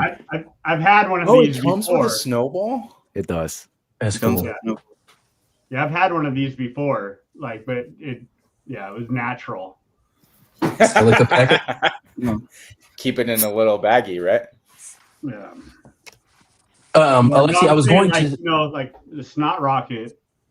Like a little snowy snot rocket. We've all anyway, this is not a YouTube show about cocaine. What were you going to say, Lorenz? Okay, sidetracked. I got sidetracked. I looked at my phone. I have one message from a Just Justin Collects on Instagram, and all it says, it's just address ? And I'm getting what have James threatened to send me things to get me deep. I feel like I'm about to be threatened. Get Batman, or else you're not gonna have a choice. Things are gonna show up. You're gonna get in a fight with your wife. I wonder give what it to him. Batman He's going to send you a Mcfarlane. He's gonna. Oh, damn it! Hey guys, I got bullied into Mcfarlane. The end of 2025, I got bullied. I missed that part where you talking about getting Batman Returns stuff, or no? Justin's trying to force him to get a Batman in general. I was going to send you a DVD and a DVD player. He doesn't know what that is. DVD? What? Yeah. You can use that video disc. Where do you stream DVDs? How much a month is DVD? How much a month is that? If you have to ask, big man, you can't afford it. You know what they are. When you're a kid, you watch like Roly Poly Oly and shit and fucking. I did watch Roly Poly Oly. That was my shit, dude. Oswald, those were my guys. I don't know. What is that? You don't know Roly Poly Oly? Look it up, dude. That's peak. I was dating girls with kids that were watching Roly Poly. You just come in and be like, what's going on? Hey kids, watch this. Your mom and I gotta talk. Damn. Were you eating their snacks too, James? Were you eating the kids' snacks? I'm still stealing people's fruit snacks and shit, man. You can't come around me with them kid snacks. I love a good juice box. You know what I mean? Do they still make those? They make what? Handy snack, the little cracker and cheese with the little red thing to paint the cheese on. Oh, yeah. I think that was from when we were kids, James. I don't know if they still make that thing. It probably causes cancer in several states. Yeah, I mean, if you live in California like Alexi, it says that everything causes cancer on every product just so they cover their ass. Well, I feel like it's safer just to say that. Then you can't hold them liable for anything. Like we told you. Yeah. Like literally, pick up anything in California, it says may cause cancer. I had a question for Alexi, so we have to sit here in silence. Okay. Until we can say Soph is on the way out. So good evening, Soph. Thank you for dropping it. This is and sorry, Justin. You can read a message, you can type an answer. I'm so fucking scared right now. Let's see. Remember Face on Nick Jr. Hi, I'm Face. I feel like I should, but I don't know. James, what do you got? Face? No? Anything? I do. I think I do remember that. It was just like the whole screen with. Anyway, I remember Stickly. Like face That on was, it. I like that. That was fun. So I just got a letter in the mail saying that streaming causes cancer. But I'm right though, right, Alexi? Like every single product in the state of California says it causes cancer. Every product in America leads to cancer because Well, no, that's they what capitalism they has done do. to us. But I'm saying in California, they're at least nice enough to let you know that Yeah, in California, we want you to nice enough. Yeah. To be fair, it just says on the packet in California. This is so I can still read that. It's just like, well, I'm not in California, so I'm safe. Yeah, if you eat your handy snack across the border, you're good. Yeah. So what was your question, Lawrence? Yeah. Okay, so earlier when we were talking about the Hellboy, the way you kind of said it, you said it reminds you of a Blockies. It just got triggered because I think somebody mentioned Blockies again within the last 10 to 15 fucking minutes of us ranting. Do you, I don't know, I don't remember if I've ever heard you talk about Blockies. Are you a fan of what Blockies is doing? Are you I couldn't tell by the way you mentioned them in reference to the Hellboy, what your thoughts are on Blockies. Yeah, when I was talking about the Hellboy specifically, in my mind, I was comparing it and subtextually to the Marvel Rivals figures and the other Marvel figures that they've revealed, in that they don't look that high quality. However, and Justin's in the chat, so I want to make this clear. Their Pokemon stuff and some of their other lines do look really good. I just don't think that they've done a fantastic job on some of their newer Marvel stuff. So just remember, he's on the record that he thinks Blockies. Yes. That's for you, Dan. You heard it here. Yeah. I hate Blockies like Dan hates Jada. Damn. What did Jada Kiss ever do to you? What are those, Z-Man? Are those Blockies or Yellow Park? Or these are Blockies. There you go. See, I feel like Transformers is perfect for Blockies because of the design of the characters. Yeah, those. Oh yeah. So this one's the Devastator, which is technically you have to get all the vehicles from the blind bags or blind boxes, and then you get the kit to assemble it into the combiner. So that's all of them together. And then if I show the scale, the Constructicons. That was actually a set that I had when I was a kid. The Constructicons. So that's like the normal mini Galaxy line, which does do the vehicles. So like that. And then I was showing the Transformers 1 Megatron, which is more of the deluxe model kits. So just wait till he's done. Lights. Nice. I don't know. Those are the ones that light up. Yeah. But these are quality. Yeah. And I got one of the little ones that light up. I mean, they definitely lend themselves better to Transformers, but I'm with Pac here.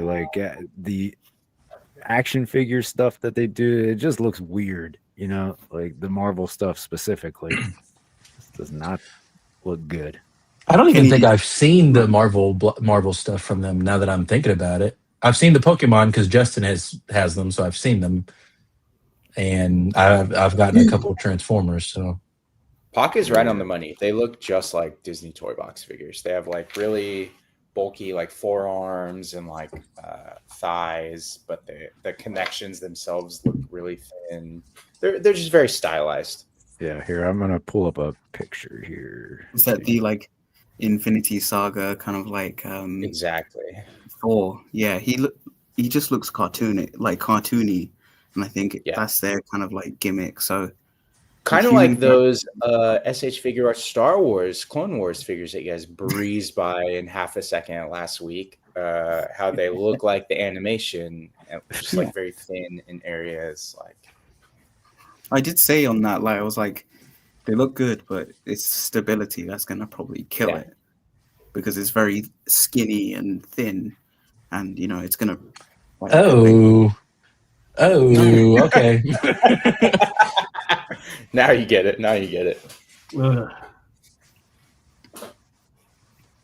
It's I don't know. What do you think? What do you guys think? It's okay. It makes me think of the third Ultimate Alliance game. Oh yeah. Ooh, is it that It's bad?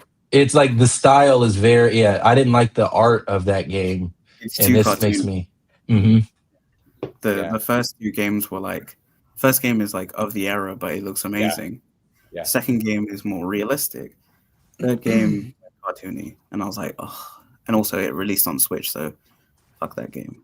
Yeah, it was like I played on the Switch, and it felt like a game that wasn't even trying to market to people who played the first fucking two. Like the first one came out when? Like it's been like 20 years since that game came out, and they were like, what if we just act like 5-year-olds want to play the third one? just change it all up. No, but like each version of the game, like so the second game didn't even follow. It kind of followed the story of the first one, but Civil War completely. Just the second one went to.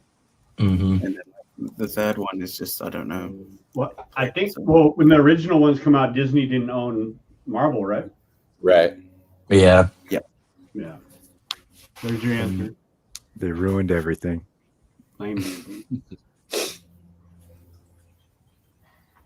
All right. Anybody else have anything to show off? Or also causes cancer. Or should we get into the news? News causes cancer. It does. It's proven. All right, let's do it. Let's check out some news. Let's hit that news, though. Hit us with that sweet, sweet news.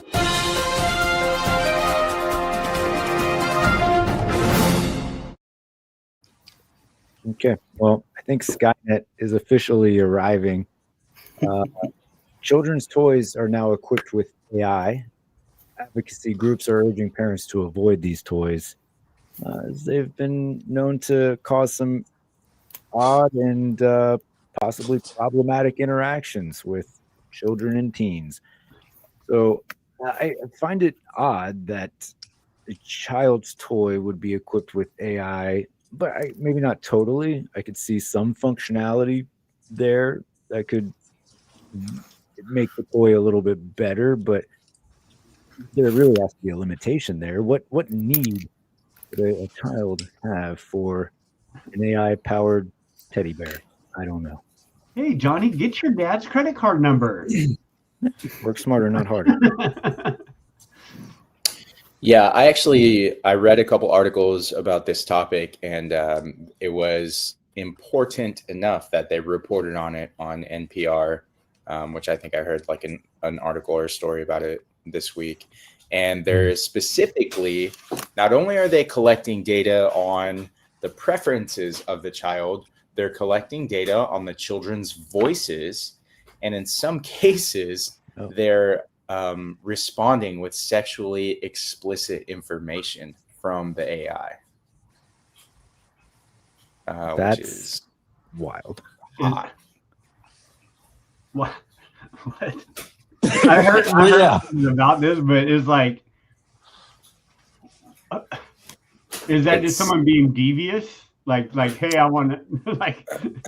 I don't know. It's kids, but like, I think it has to do. Make them funny.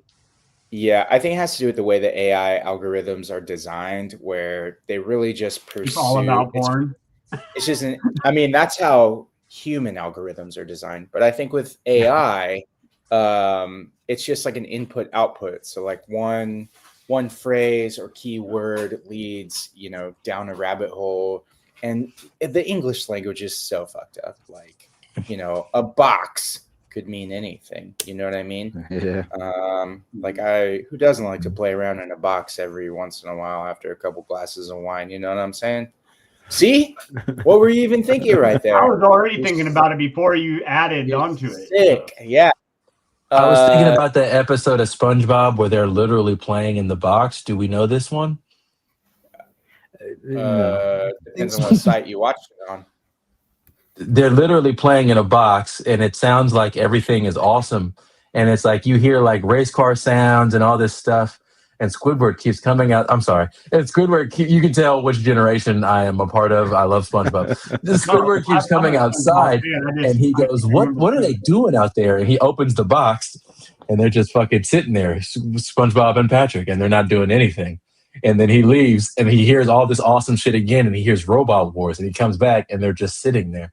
And then eventually he gets in the box and goes, I have to let my... That's where the imagination gif comes from. You've seen that gif. That's where that comes from. Yeah. I've actually seen the episode, but I wanted to watch you dig. No, so here's the thing. I saw that John commented, and so I don't know if he commented about the general topic or about the fact that I was speaking. So I continued to speak because I know he's probably driving, and I just wanted to give him more to just have to kind of listen to. Yeah. Cute Cole Adrian in the chat said, dang, my speaking spell wouldn't even cuss. That's what I mean, you know. Feel ripped off. Imagine if Teddy Ruxpin had AI. I mean, shit. It'd be terrifying, actually. Is that just a teddy bear? Yeah, but you put a cassette tape in, and those were like these little miniature reel-to-reel things that you could play music or sounds on in a small player that winded, you know, to make it work. You get it. I had my first car was like a 01 Crown Vic, so I could still put some cassettes in there. No. Oh, they didn't even upgrade it to a CD player. Damn. No, it was fucking still, it was still cassettes that I could put in there. It was crazy. See, this whole AI thing is just reminding me of Megan, the film. That's all about. See, you know, AI toys taking over, and you know, killing people, I guess. But you know, the fact that it's still, you know, happening here, and clearly shows we're not listening to the films. Are we in a bubble that's going to pop eventually? Like, is the AI bubble going to pop, and we kind of like move on? Like, Alexa, you see, like, I would just. This is an assumption about you. About like, I feel like you're kind of in tune to what's happening with stuff like this. Like, what are your general thoughts on on AI? That's a very vague question. But in terms of generative AI that we use a lot in the way that it's going in toys, like, is this a bubble that's going to pop maybe soonish, or are we stuck with this for a good way to go? AI will tell you. I'm sorry, I don't understand the question. Would you like me to use ChatGPT? Oh, fuck. You know, it's funny. Corrupted Collectibles, Rob and Sarah, who will be on with us on Collecting Justified Saturday, when they have people on their Topless Toy Talk show, which is a lot of fun, actually. One of the questions that they consistently ask are, what is your opinion on generative AI generally?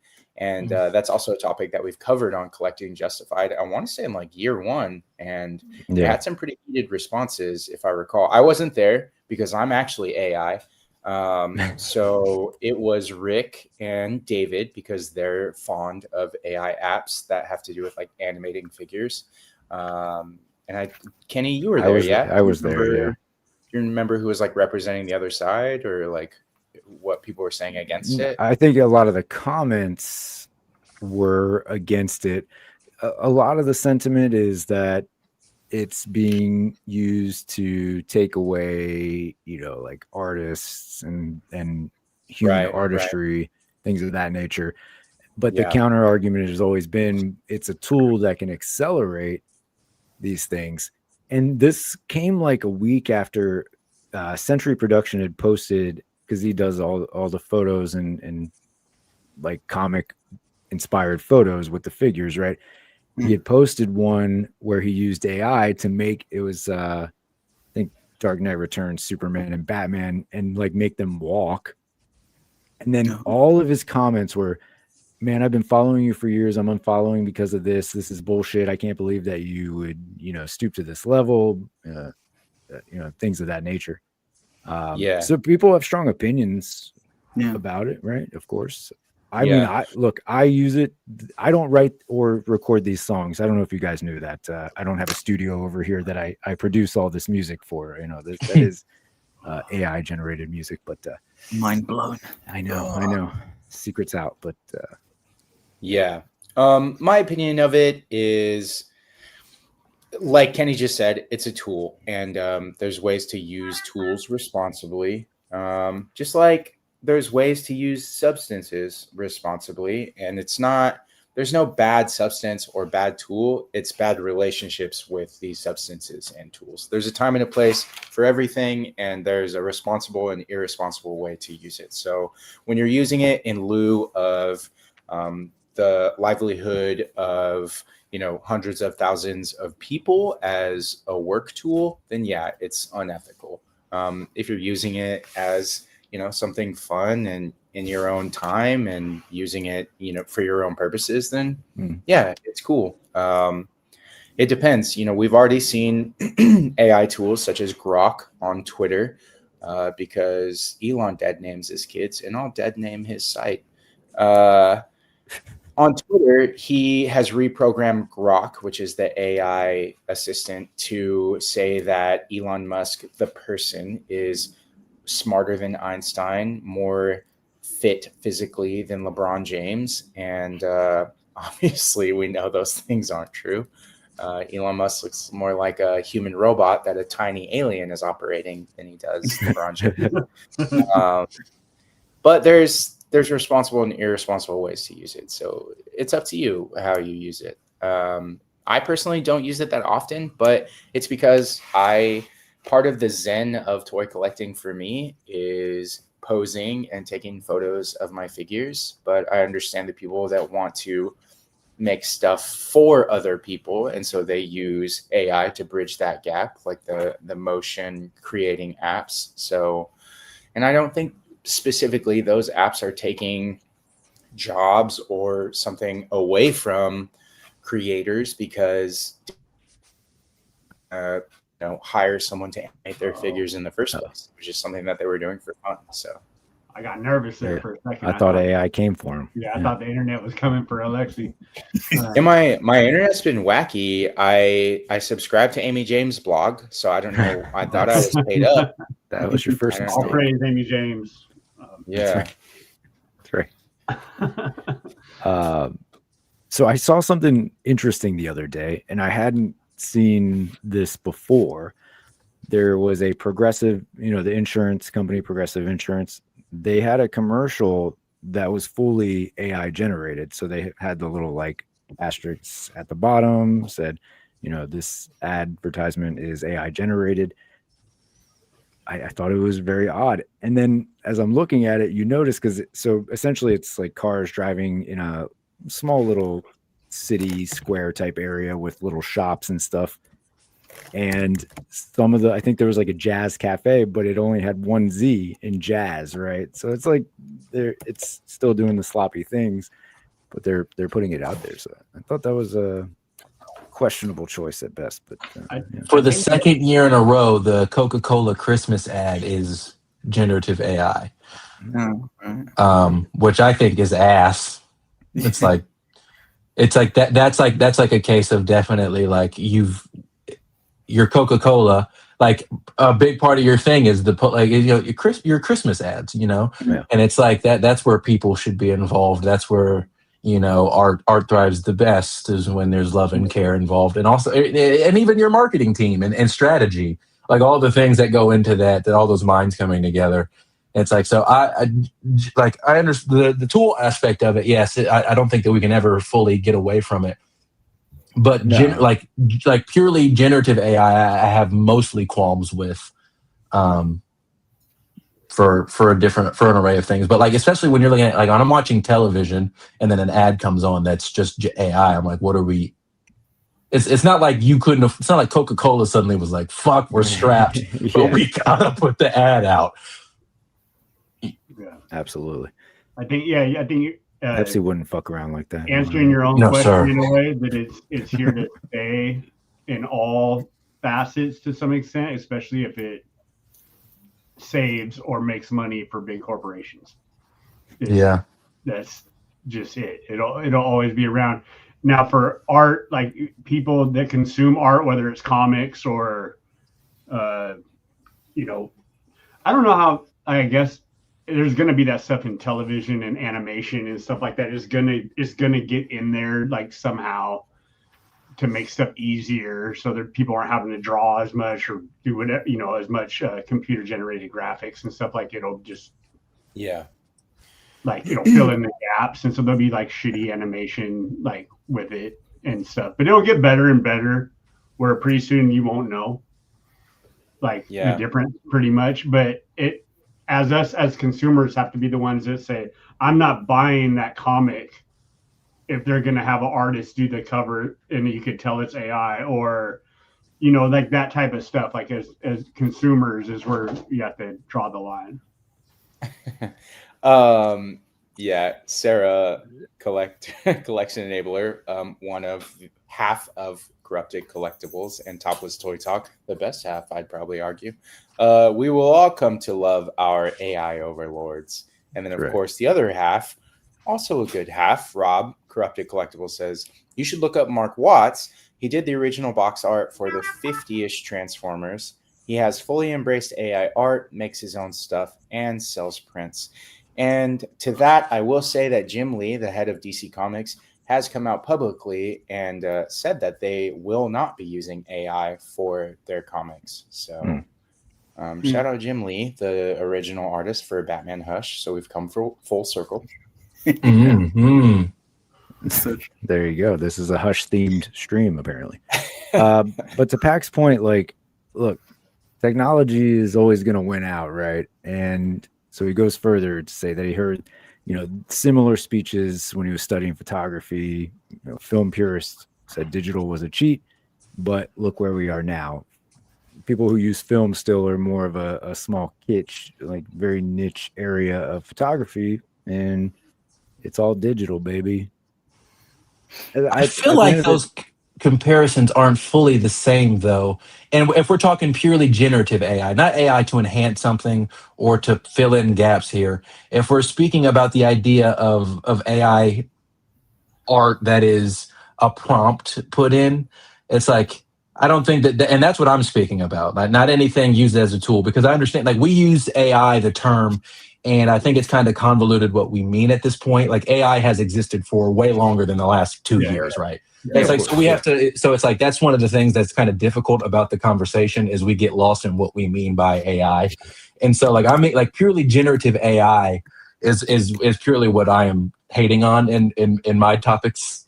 You like saying like how, like, you know, Hollywood had that AI actress in that film, and they used that for an actress rather than like an actual actress. They used a full AI generated. Oh, I have no idea about this. But the thing is, they make cartoons. They make fucking, you know what I mean? Like, where there's not real.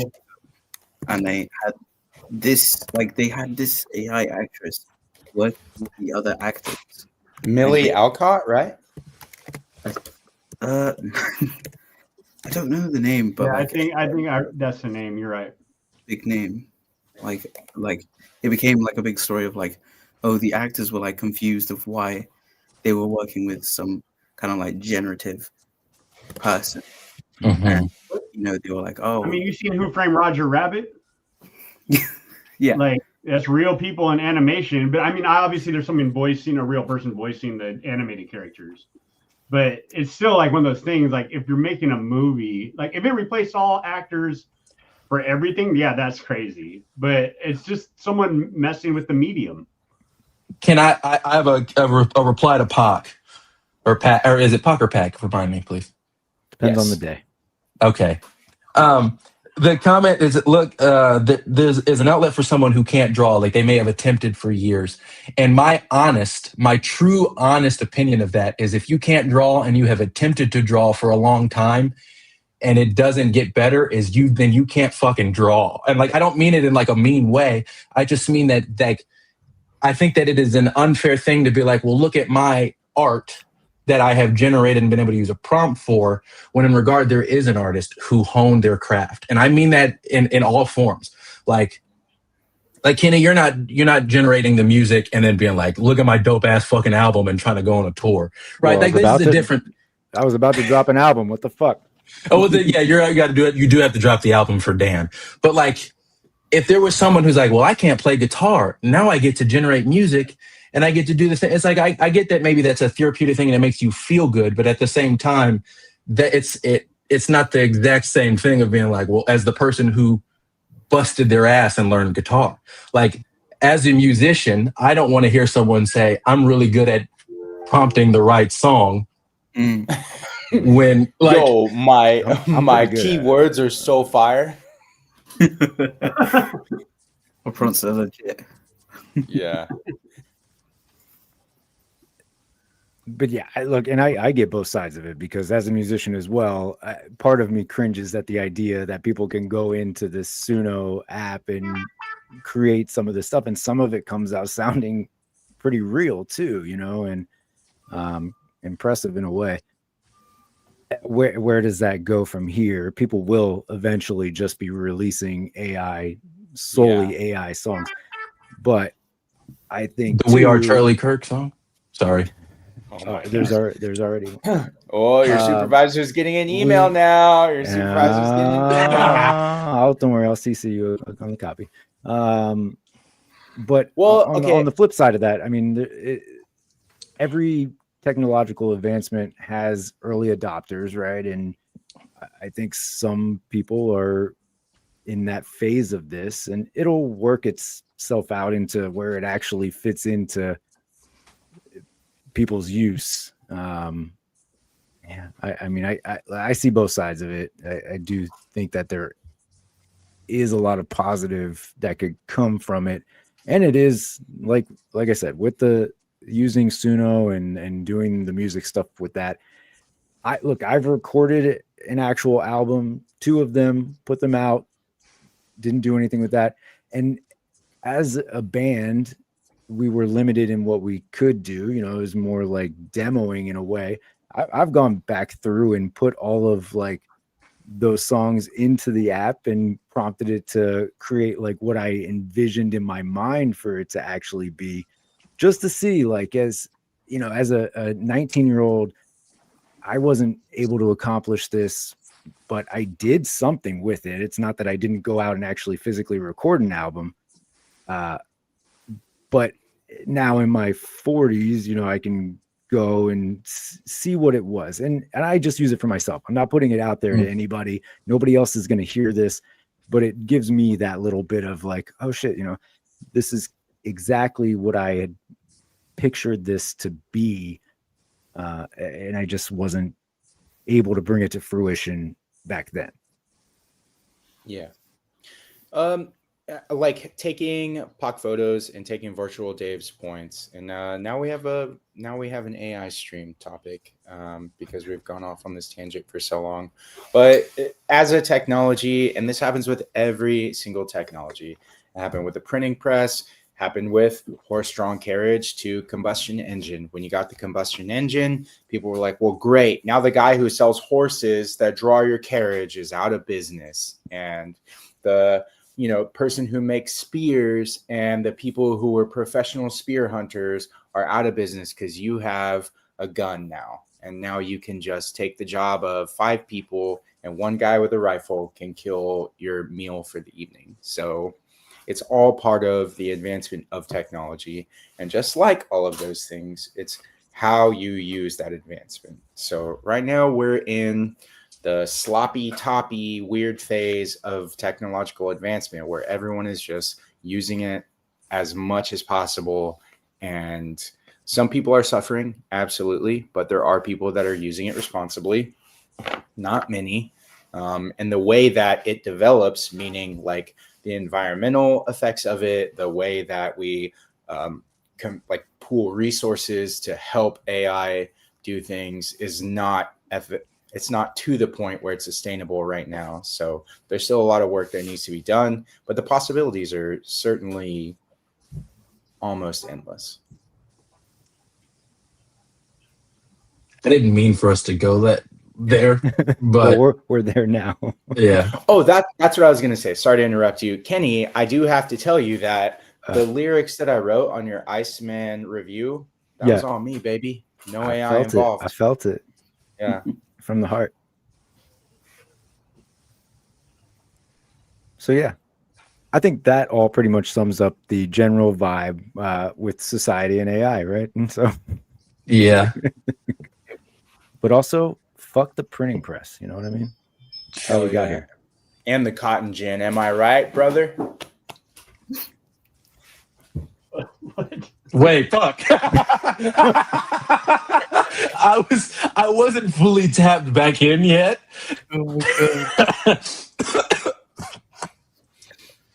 All right. Well, any other news? Because we can keep. The other one was also AI related. No, I'm joking. That was the only thing. There was not a lot of stuff. Every article was basically themed around that or what to watch out for choking on this Christmas, I guess. So put in the chat. What are you choking on this Christmas? You're going to show that clip of the basketball players getting toys thrown at them. Yeah. Yep. So that's I think that pretty much sums it up. So any final thoughts, or we can go around?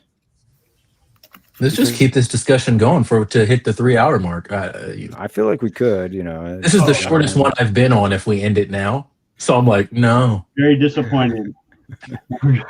I wanted to end it with everybody not so happy in the moment. You know what I mean? Everyone's contemplating the life and decisions. AI future. I don't even fucking like toys anymore, dude. Everything's. What's the point? Did you guys talk about the Mondo turtle at the beginning of the show? We did not. Which actually. You had a turtle in the thumbnail. It was on the thumbnail. I know. Too, that's why I put it. We're going to 3 hours, bub. So I have returned from doing crimes, and I just had to jump back on and say that generative AI is trash. If you can't draw, you can't draw. Do something the fuck else.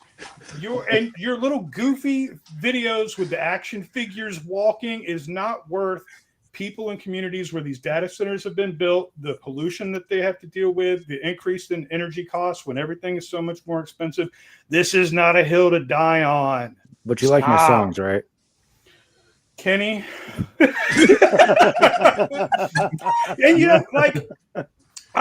we talked about the music thing, and since COVID started, I started making music on the computer, and one of the things that I was just so disappointed with the options for it were the electric guitar sounds. So I just bought a guitar. Yeah, But yeah, I just had to come on back and shit on AI since nobody was really doing it to my satisfaction. Good try, Lorenz, but you just weren't fucking. If you were still here, had you been here for the whole thing, I would have been able to go back and forth with you.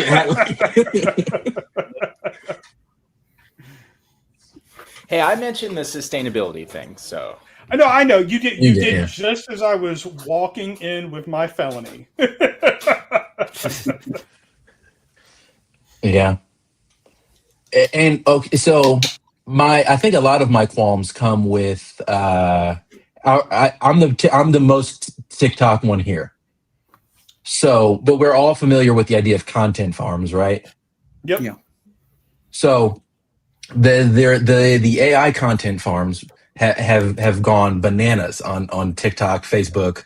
They're rampant everywhere. But one of the big ones are the AI rage bait content farms, and it's videos of minorities or other low income appearing people like hollering about things in stores, and it'll be like a video of a woman who's at the grocery store yelling about EBT, and it's like those are just AI generated video, and that goes to Alexi's point, that's not an ethical use of it. But it's like I also can't I feel like even if I were to, I'll not care that much about generative AI being used in the case of people making music, making pictures or whatever. I can't let that slide and be okay. And also I feel like if I hate this, I have to hate both. They're equal in my mind. I just know too many artists. Walk through an artist alley at a convention these days and look at all the AI trash prints and stickers that people are selling in Artist Alley, masquerading as an artist who actually makes things. It shouldn't even be an argument. It should just. I saw that in MCM as well. It's so obvious that this is shitty. that and 3D printed fucking dragons and like, why is that at every like you go to like some fucking art thing and there's just a table of dude who's like, I got 50 3D printed dragons, and you're like, did you do anything? No, they got a file off the internet and then they just hit print. Just the gloves are off. What do you, unless you guys, yeah, and sometimes you got to leave. You hanging out for a little bit? I think you should. I think it's it might get a little interesting here. I had to run my phone down to my wife so she could order us dinner. Oh wait. No, don't play the song. I missed the cue. We're talking about it right now. I mean, I think I have to.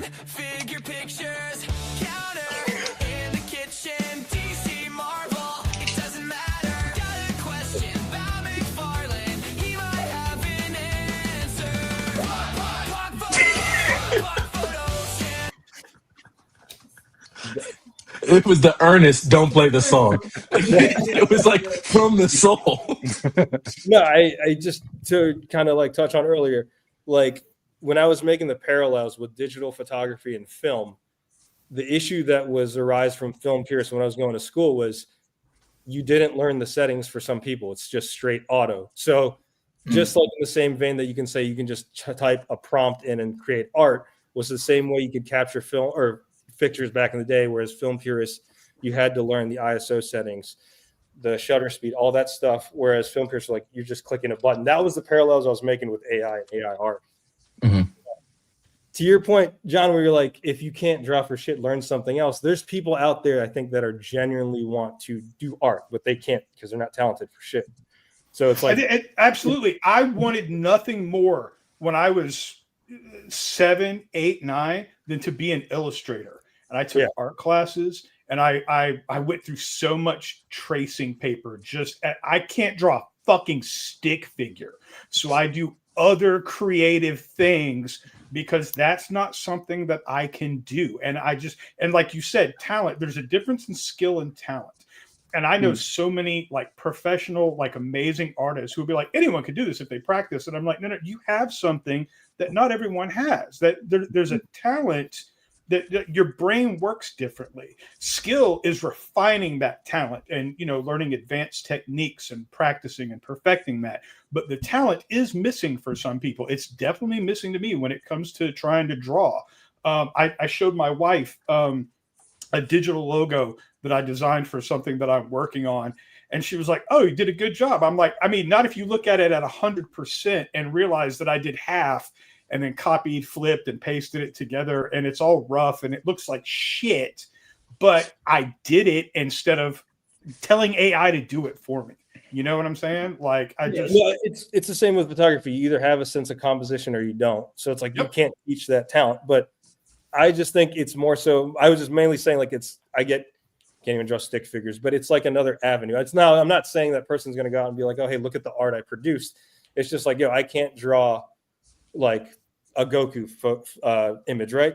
And they prompt one in there. I don't think that average Joe is going to be like, yo, look at the art I just produced. Like, oh shit, I can have something in the vein that I want and I can imagine. Now, if we're talking commission work, how do you think those people at conventions commission their pictures? That's based off existing art. Yep. That's already used. Well, it's based off existing IP, not like people bring their own style to it. Like I could go get a Batman commission from 8 different artists in Artist Alley, and not one of them is going to look similar to the other one. You know what I'm saying? Yeah.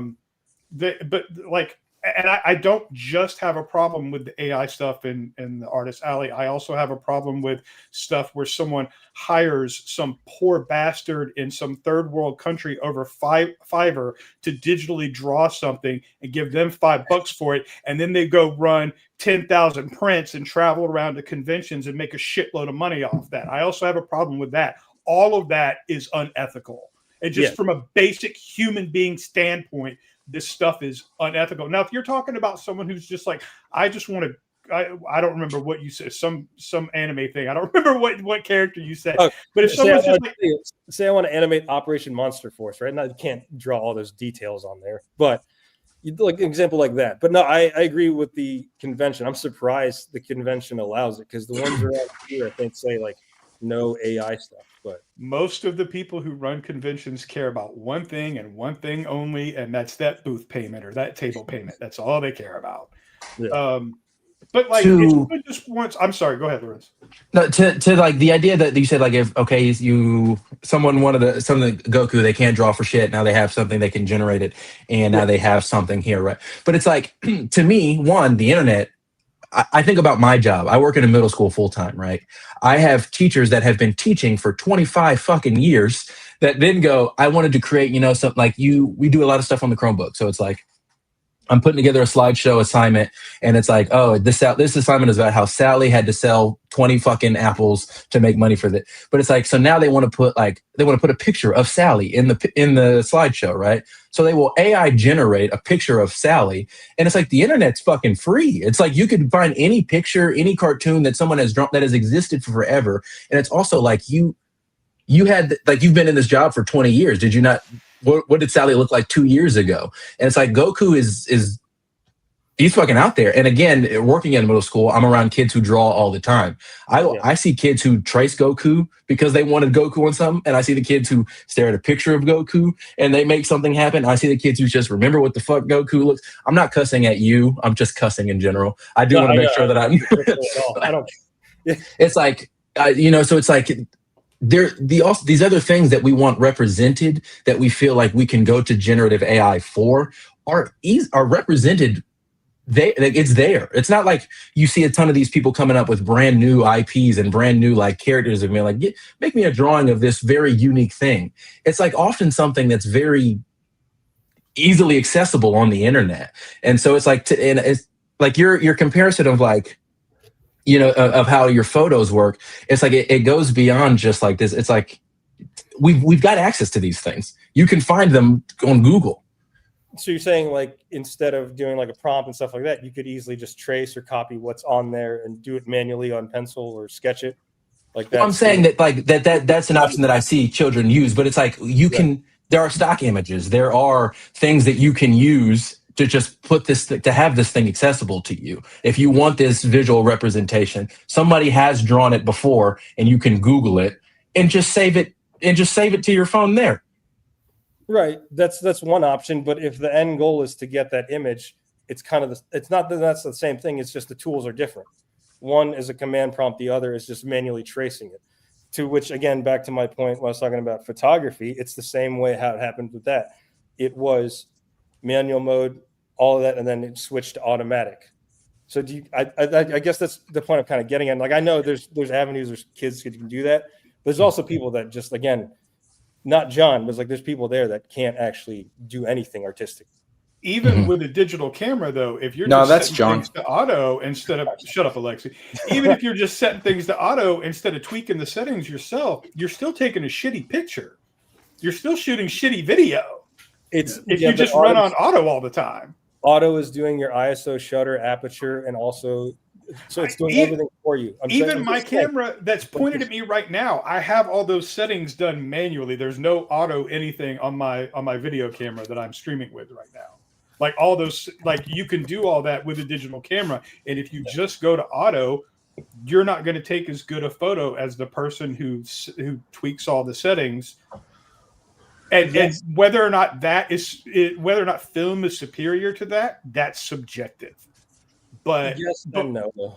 The reason why I say it is because I did a test a couple of years ago when I was shooting professionally. I shot one photo with an iPhone when they introduced portrait mode, and I shot one photo with a Canon 5D, all manual.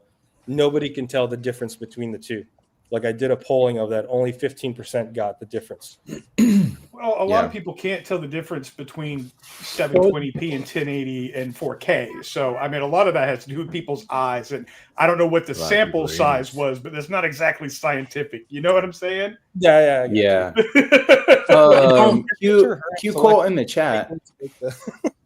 Yeah, Q Cole in the chat. Adrian has a great point. Even illustrators cheat by using models and reference images.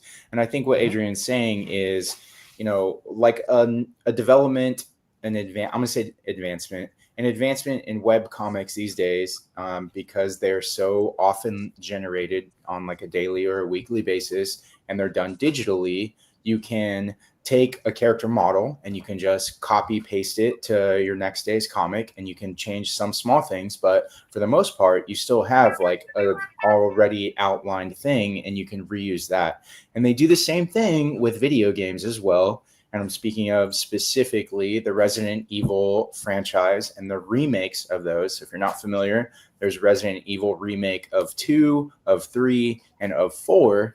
And they can take female characters' animations in the game, like walking or running or being attacked by something. And a lot of those animations are the same, even though the character model is different. So there is reuse and like replication of work that's already been done before, already in place, just maybe not on the scale of what AI is doing or what we're saying is generative AI.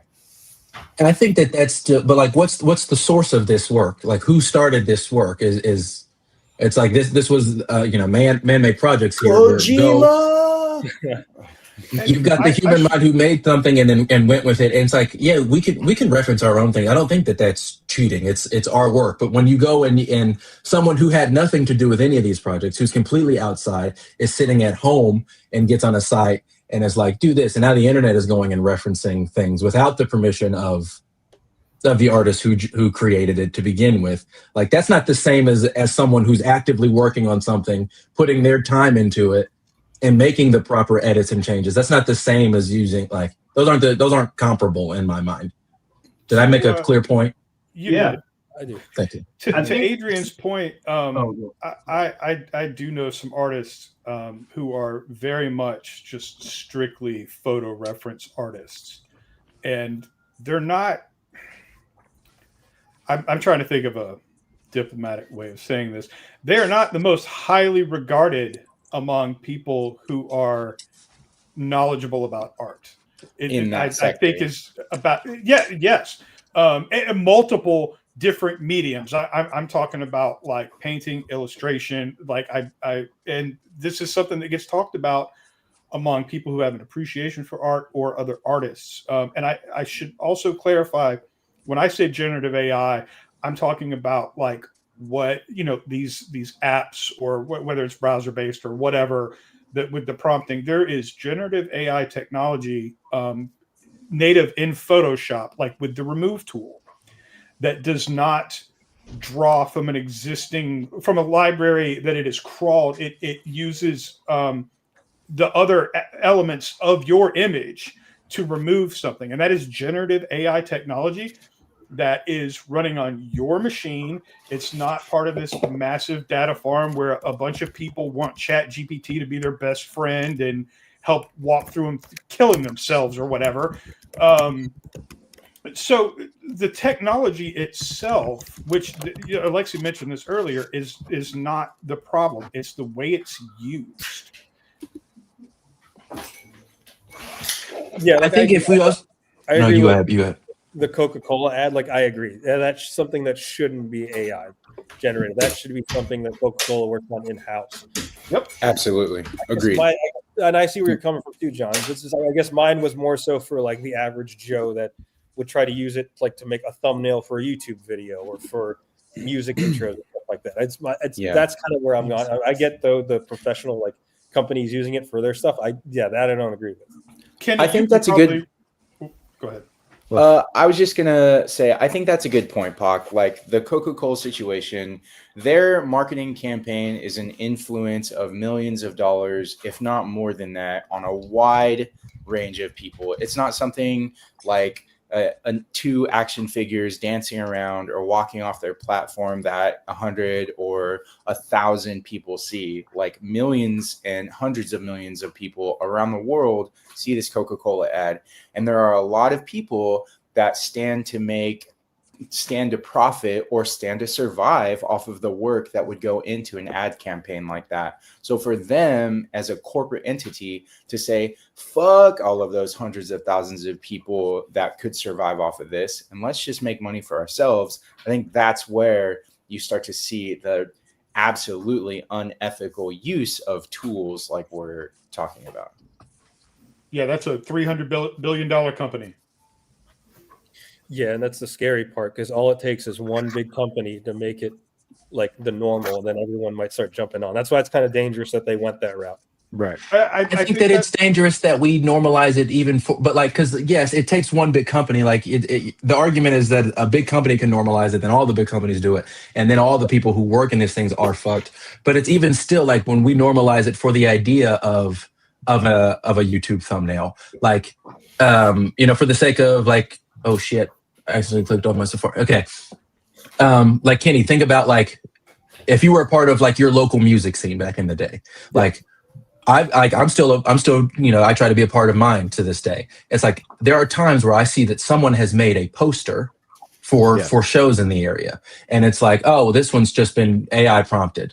Yep. But it's like, I've seen the art that people put into making a poster look like, hey, like there's soul in it. Those Xerox fucking flyers, like that's every other punk rock show that, like you've ever seen. But it's like when you normalize it to this small level, it's like you can normalize. It's like, oh, well, it's just like, oh, only a little bit of people are going to see this. But it's like you're still normalizing it to yourself to where eventually you're actually not going to give a shit when the big corporations are using it as well. It's like, I think that it's not as equally as damning in the beginning, but the principle is still the same. The soul is the same, like whether the $1 billion corporation had humans working on it and whether I myself put together some work for my YouTube thumbnail or I had someone else to do it. Like the heart and soul is still the same within the work.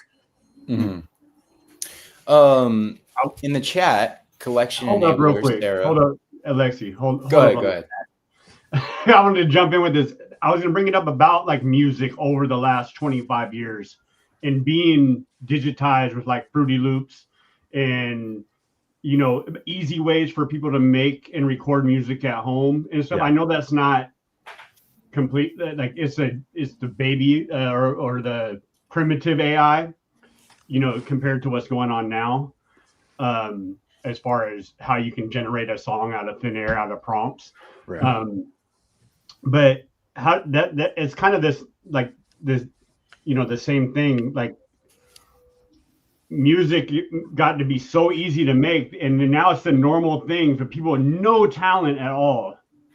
For a long, you had to have a ton of talent for anybody to hear you 30 years ago. Now you can literally make something in your room and everybody hears you, and you have no talent at all. You just get, you could have beats made. But nobody's playing that because it's not easy. You still have to be able to compose music that people want to hear digitally. It's no, because people don't even know what's good anymore. I don't know, man. That's very subjective. You know what, James? That sounds like your parents talking. No. Because there's still good music that comes out, but it's the people that are still banging stuff out on synthesizers and with their guitars and drum kits and recording. They still recording digitally. Not a lot of people are recording like reel to reel or, you know what I mean, with a 4-track or 8-track, a DAT tape or, that type of stuff. But yeah, I was comparing to like the advancements of it. Like it's one of those things that it's like it just becomes normal, and I'm not really mad about what music's become, I guess, but at the same time, it's become accepted. But talking about digital music, whether you're talking about like go back to like DJ IC, John Hardkiss, go forward a little bit, talk about Deadmau5, talk about Skrillex, talk about like producers now. If that were easy, everyone would have done the same quality type stuff and been as popular, or nobody would be popular.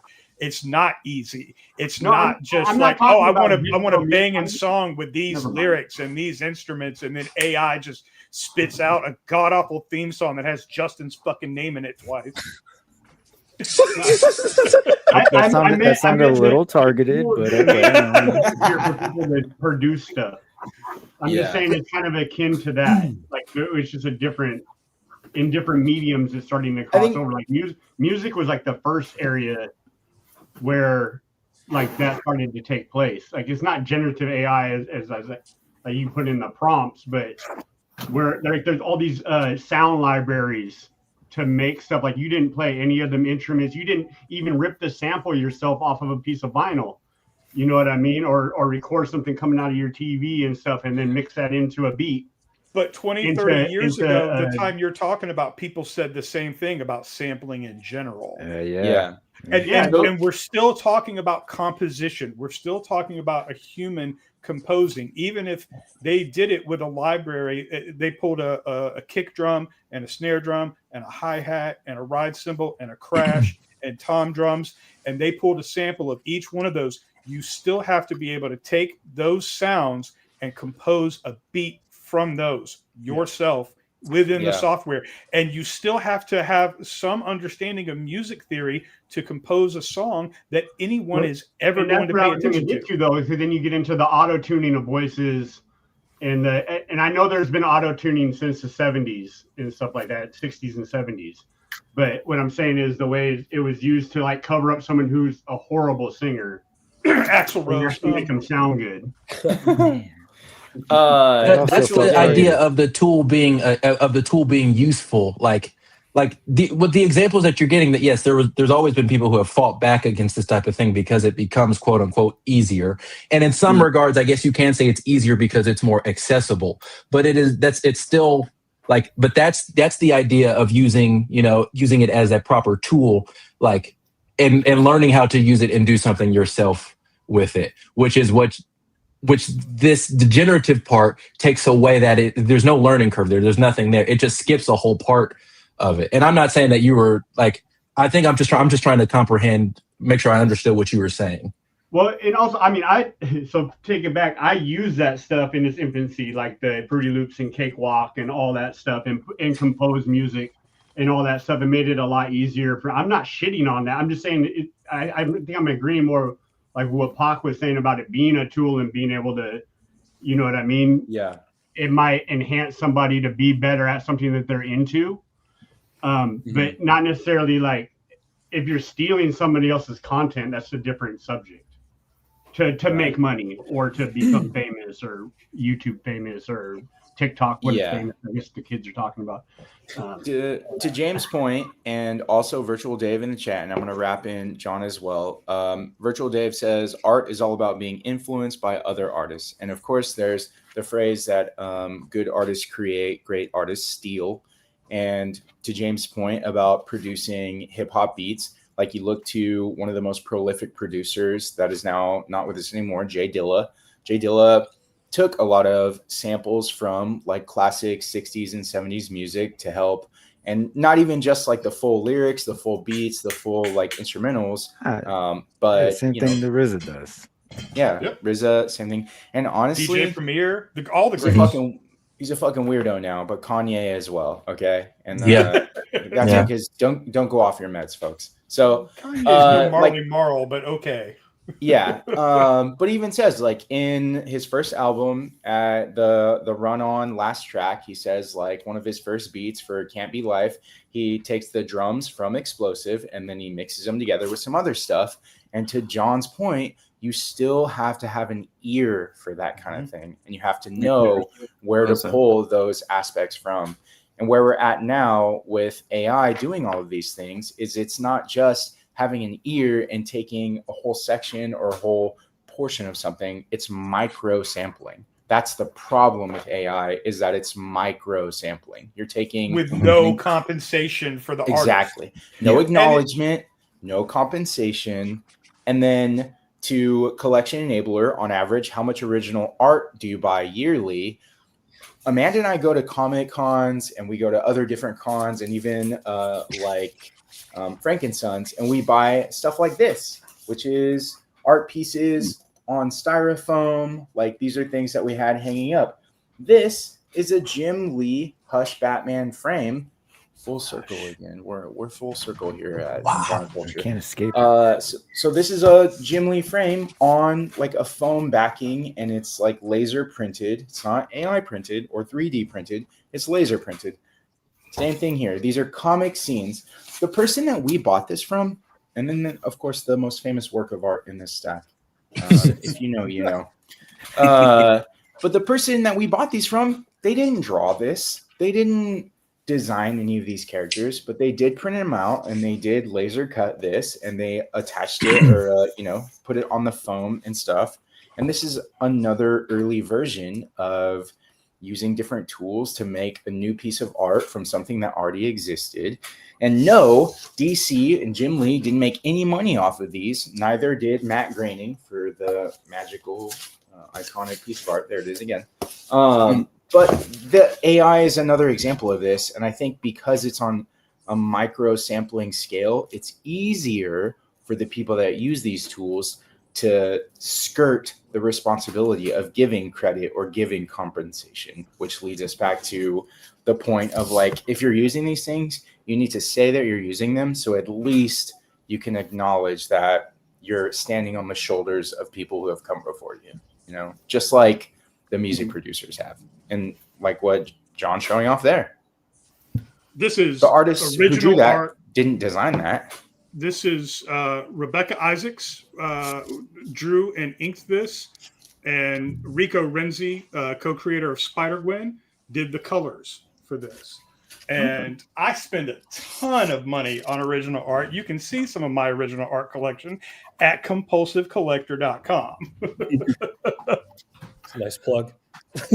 Yeah. I don't sell anything. Like, I'm just saying, if someone wants to see original art collection, like, there you go.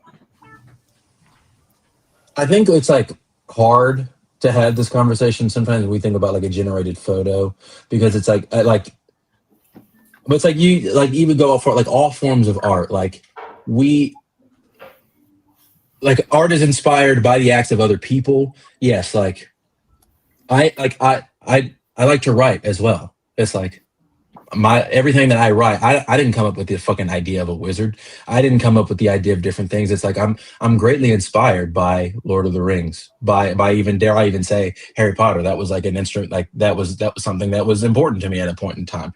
But it's like it's still the idea of human art inspiring human art, not human art that is existing. And like you said, just going like if somebody just AI generated a book, I think most people would be like, that's not even a fucking book. Like, because it's the idea of working and growing, finding out that your writing sucks ass, that like there's no cohesive point, that your dialogue is trash, that all these parts are coming together, and it's like work. It's work, and like that's what defines art the most, is that there has been work.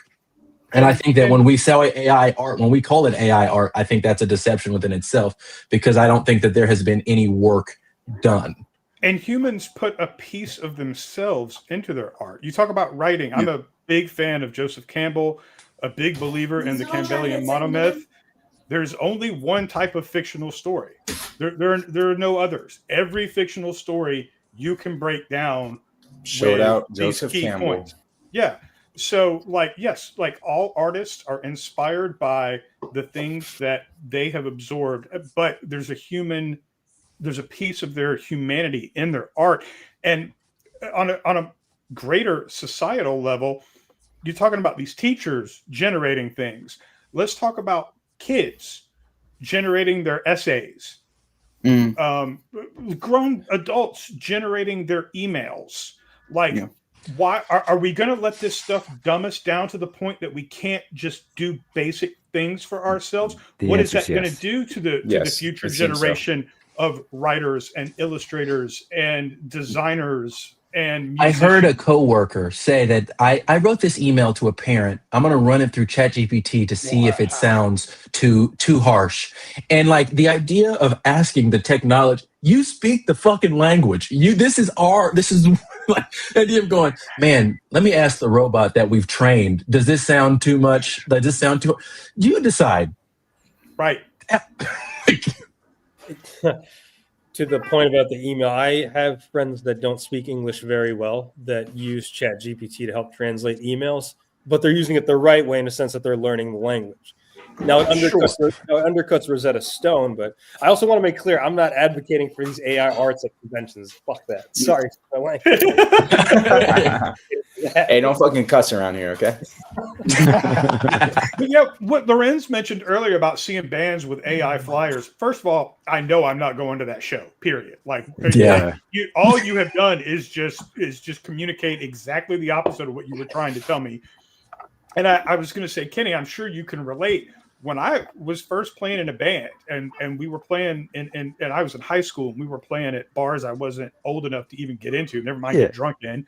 I didn't have access to any sort of like Photoshop. I don't even think Photoshop existed. I mean, I'm talking about like 92. You know what I'm saying? Like we would go into the school library. We would go into the school library and we would cut shit up and we would paste it onto an 11x17 sheet of paper. And then we would use the Xerox machine and then stuff all those flyers that we made into our backpacks and steal them out of the school library. You know what I'm saying? Yeah. Like we couldn't, we didn't have the technology to do that. So we just did it. We wanted it done. Figured it out. We just did it. And that is something that's being lost. And I think it's a problem. It's true. I mean, you think about stuff like that, and the flyer thing's a great example of that. And I can think of many examples through music where it was just figure it out. Not having the technology to do something, or I even take it away from that. Think of earlier social media, right? Think of MySpace. How much more effort did you have to put into your MySpace profile than any modern social media, right? Like that gave you tools to learn minimal HTML coding, but still to that point, you were learning something in there, right? So, but yeah.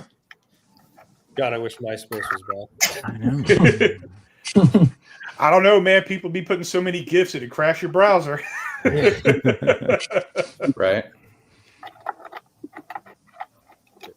Yeah. I don't know. Yeah.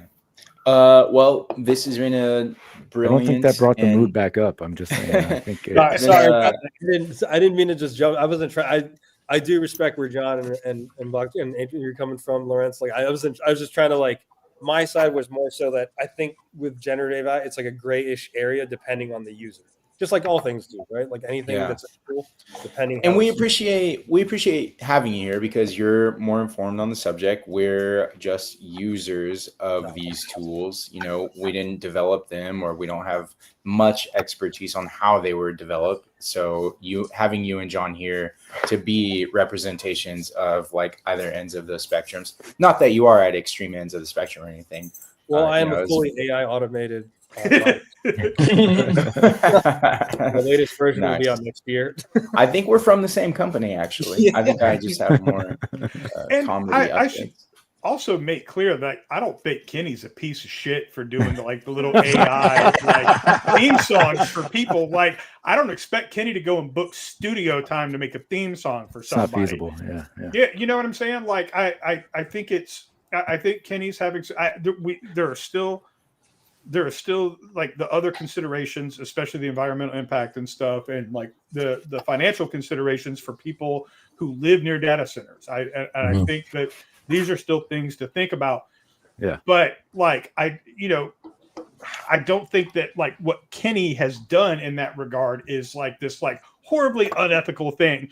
I think that there are a lot of people. I think there are a lot of people who are getting online and putting stuff out as though they have created something, who are being very unethical about it.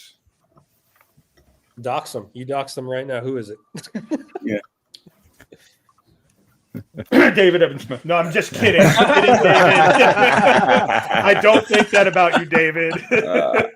I don't like the videos, but I don't like the videos, but I don't look down on David. I love David to death. So don't worry. He said pass as soon as we started talking about this. Learn stop motion. Yeah. And I would love to do stop motion animation. I don't have the patience to even begin getting into that. So I just don't do it. I tried. I said, fuck that. I leave it to the people I see on TikTok. I follow some dope people on TikTok, and I go, that's awesome, dude. I'll never do it. Even stop animation, though, requires some form of artificial because they're erasing the stands that they use for the positions. And so, Which that goes back to what I was talking about. It's not you have the claymation, remove tool in you know? Photoshop now that is generative AI tech, but is not trained on other people's imagery. And I think that's just an easier way than removing it in Photoshop the old way, and that's fine. Yeah. I agree with a lot of points, and like I said, it was great having you guys here. I do have to head out, so if you're gonna, I do feel like it's probably a good time to. Okay. Somebody say something happy, and so we can go all around. I mean, where do you go from here? You know what I mean? It's like, we'll just figure it out next week. Black is beautiful. There you go. No, it's been a great discussion and nothing to do with this show, but I appreciate it. So. Look, you got me all worked up on my drive home. I was speeding with things in the car that I shouldn't have because of you assholes. Two laws at once. You're not supposed to do that. We cancel each other out. You're fine. Never. John, have you ever played Crazy Taxi? Crazy Taxi. That was a great game. Super fucking. It was one of the early games that Dreamcast shipped with, but it was also an arcade game. Oh, okay. No, my drive home was more of a Grand Theft Auto scenario. Oh, damn. That would be a crazy arcade version. But yeah. We got John's GTA before GTA 6. Only took one hotel out. The Tron HasLab did go up to $11.99. Okay, so you're almost breaking that 1,200. Holy shit! Minor improvements, but all right. Let's do this. Let's take it around and go from there. Let's see. Oh, John, you're up first. Oh yeah, you can just follow Lorenz on TikTok at the Blackter and be sure to bully him in the comments so all his students know what a punky is.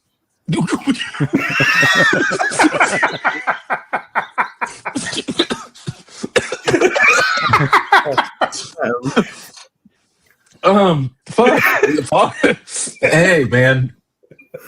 Interactions are interactions, I guess. Fuck there it. You go. Yeah, engagement. Oh, the Blackter on all platforms. Not all, most. Some. Hello, Instagram agent _Z-man. That's it. I wasn't meant to be here, but if you want to follow me, you're here now.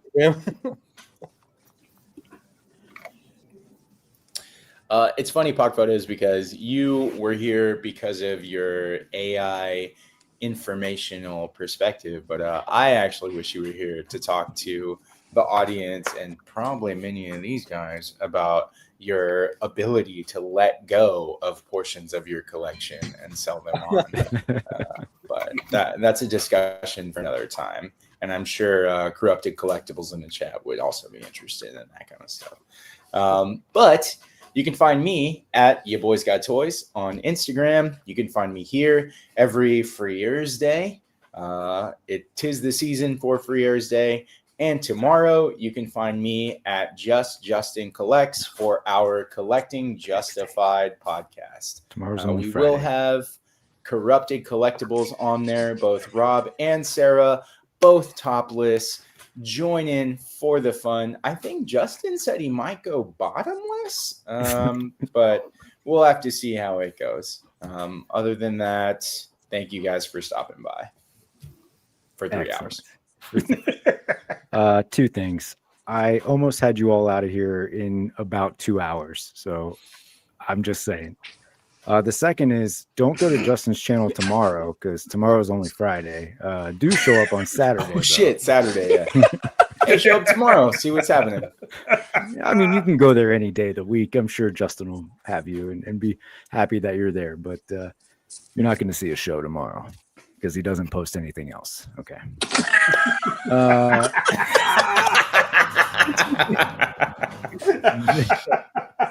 This has been the recap. I think it was. Play that shotgun sound effect for a little bit. It was the recap. Now it's over. But this look, I appreciate everybody who dropped in tonight. For those of you who hung out the whole time, thank you. Hopefully, hey, look, I like when we go on these little tangents. It happens from time to time, and you know, it does give the show a little bit something else, because at the end of the day, there are other things to talk about, right? We do have other things going on out in our lives and in the world that we're interested in. So I welcome it, and I enjoyed it. It was a nice, robust discussion this evening. So this, again, has been the recap. This is your favorite Friars Day stream, the inconsistent show about the consistent flow of toy news and information and whatever the hell else we end up talking about because of the poor decisions I make in the news topics I decide to bring to the table. So I apologize. But of course, don't forget to hit that like and subscribe below. And one more shout out to the cult members real quick. In addition to this list, David Evan and Smith and Ayo Frankie did join the cult this evening. Let's give a shout out to them.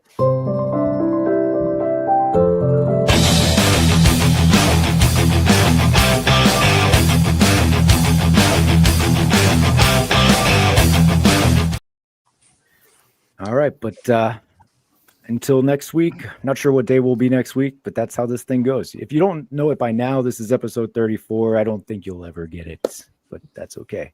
Neither do I. I will see you all on the next one. I hate goodbyes. Be excellent to each other.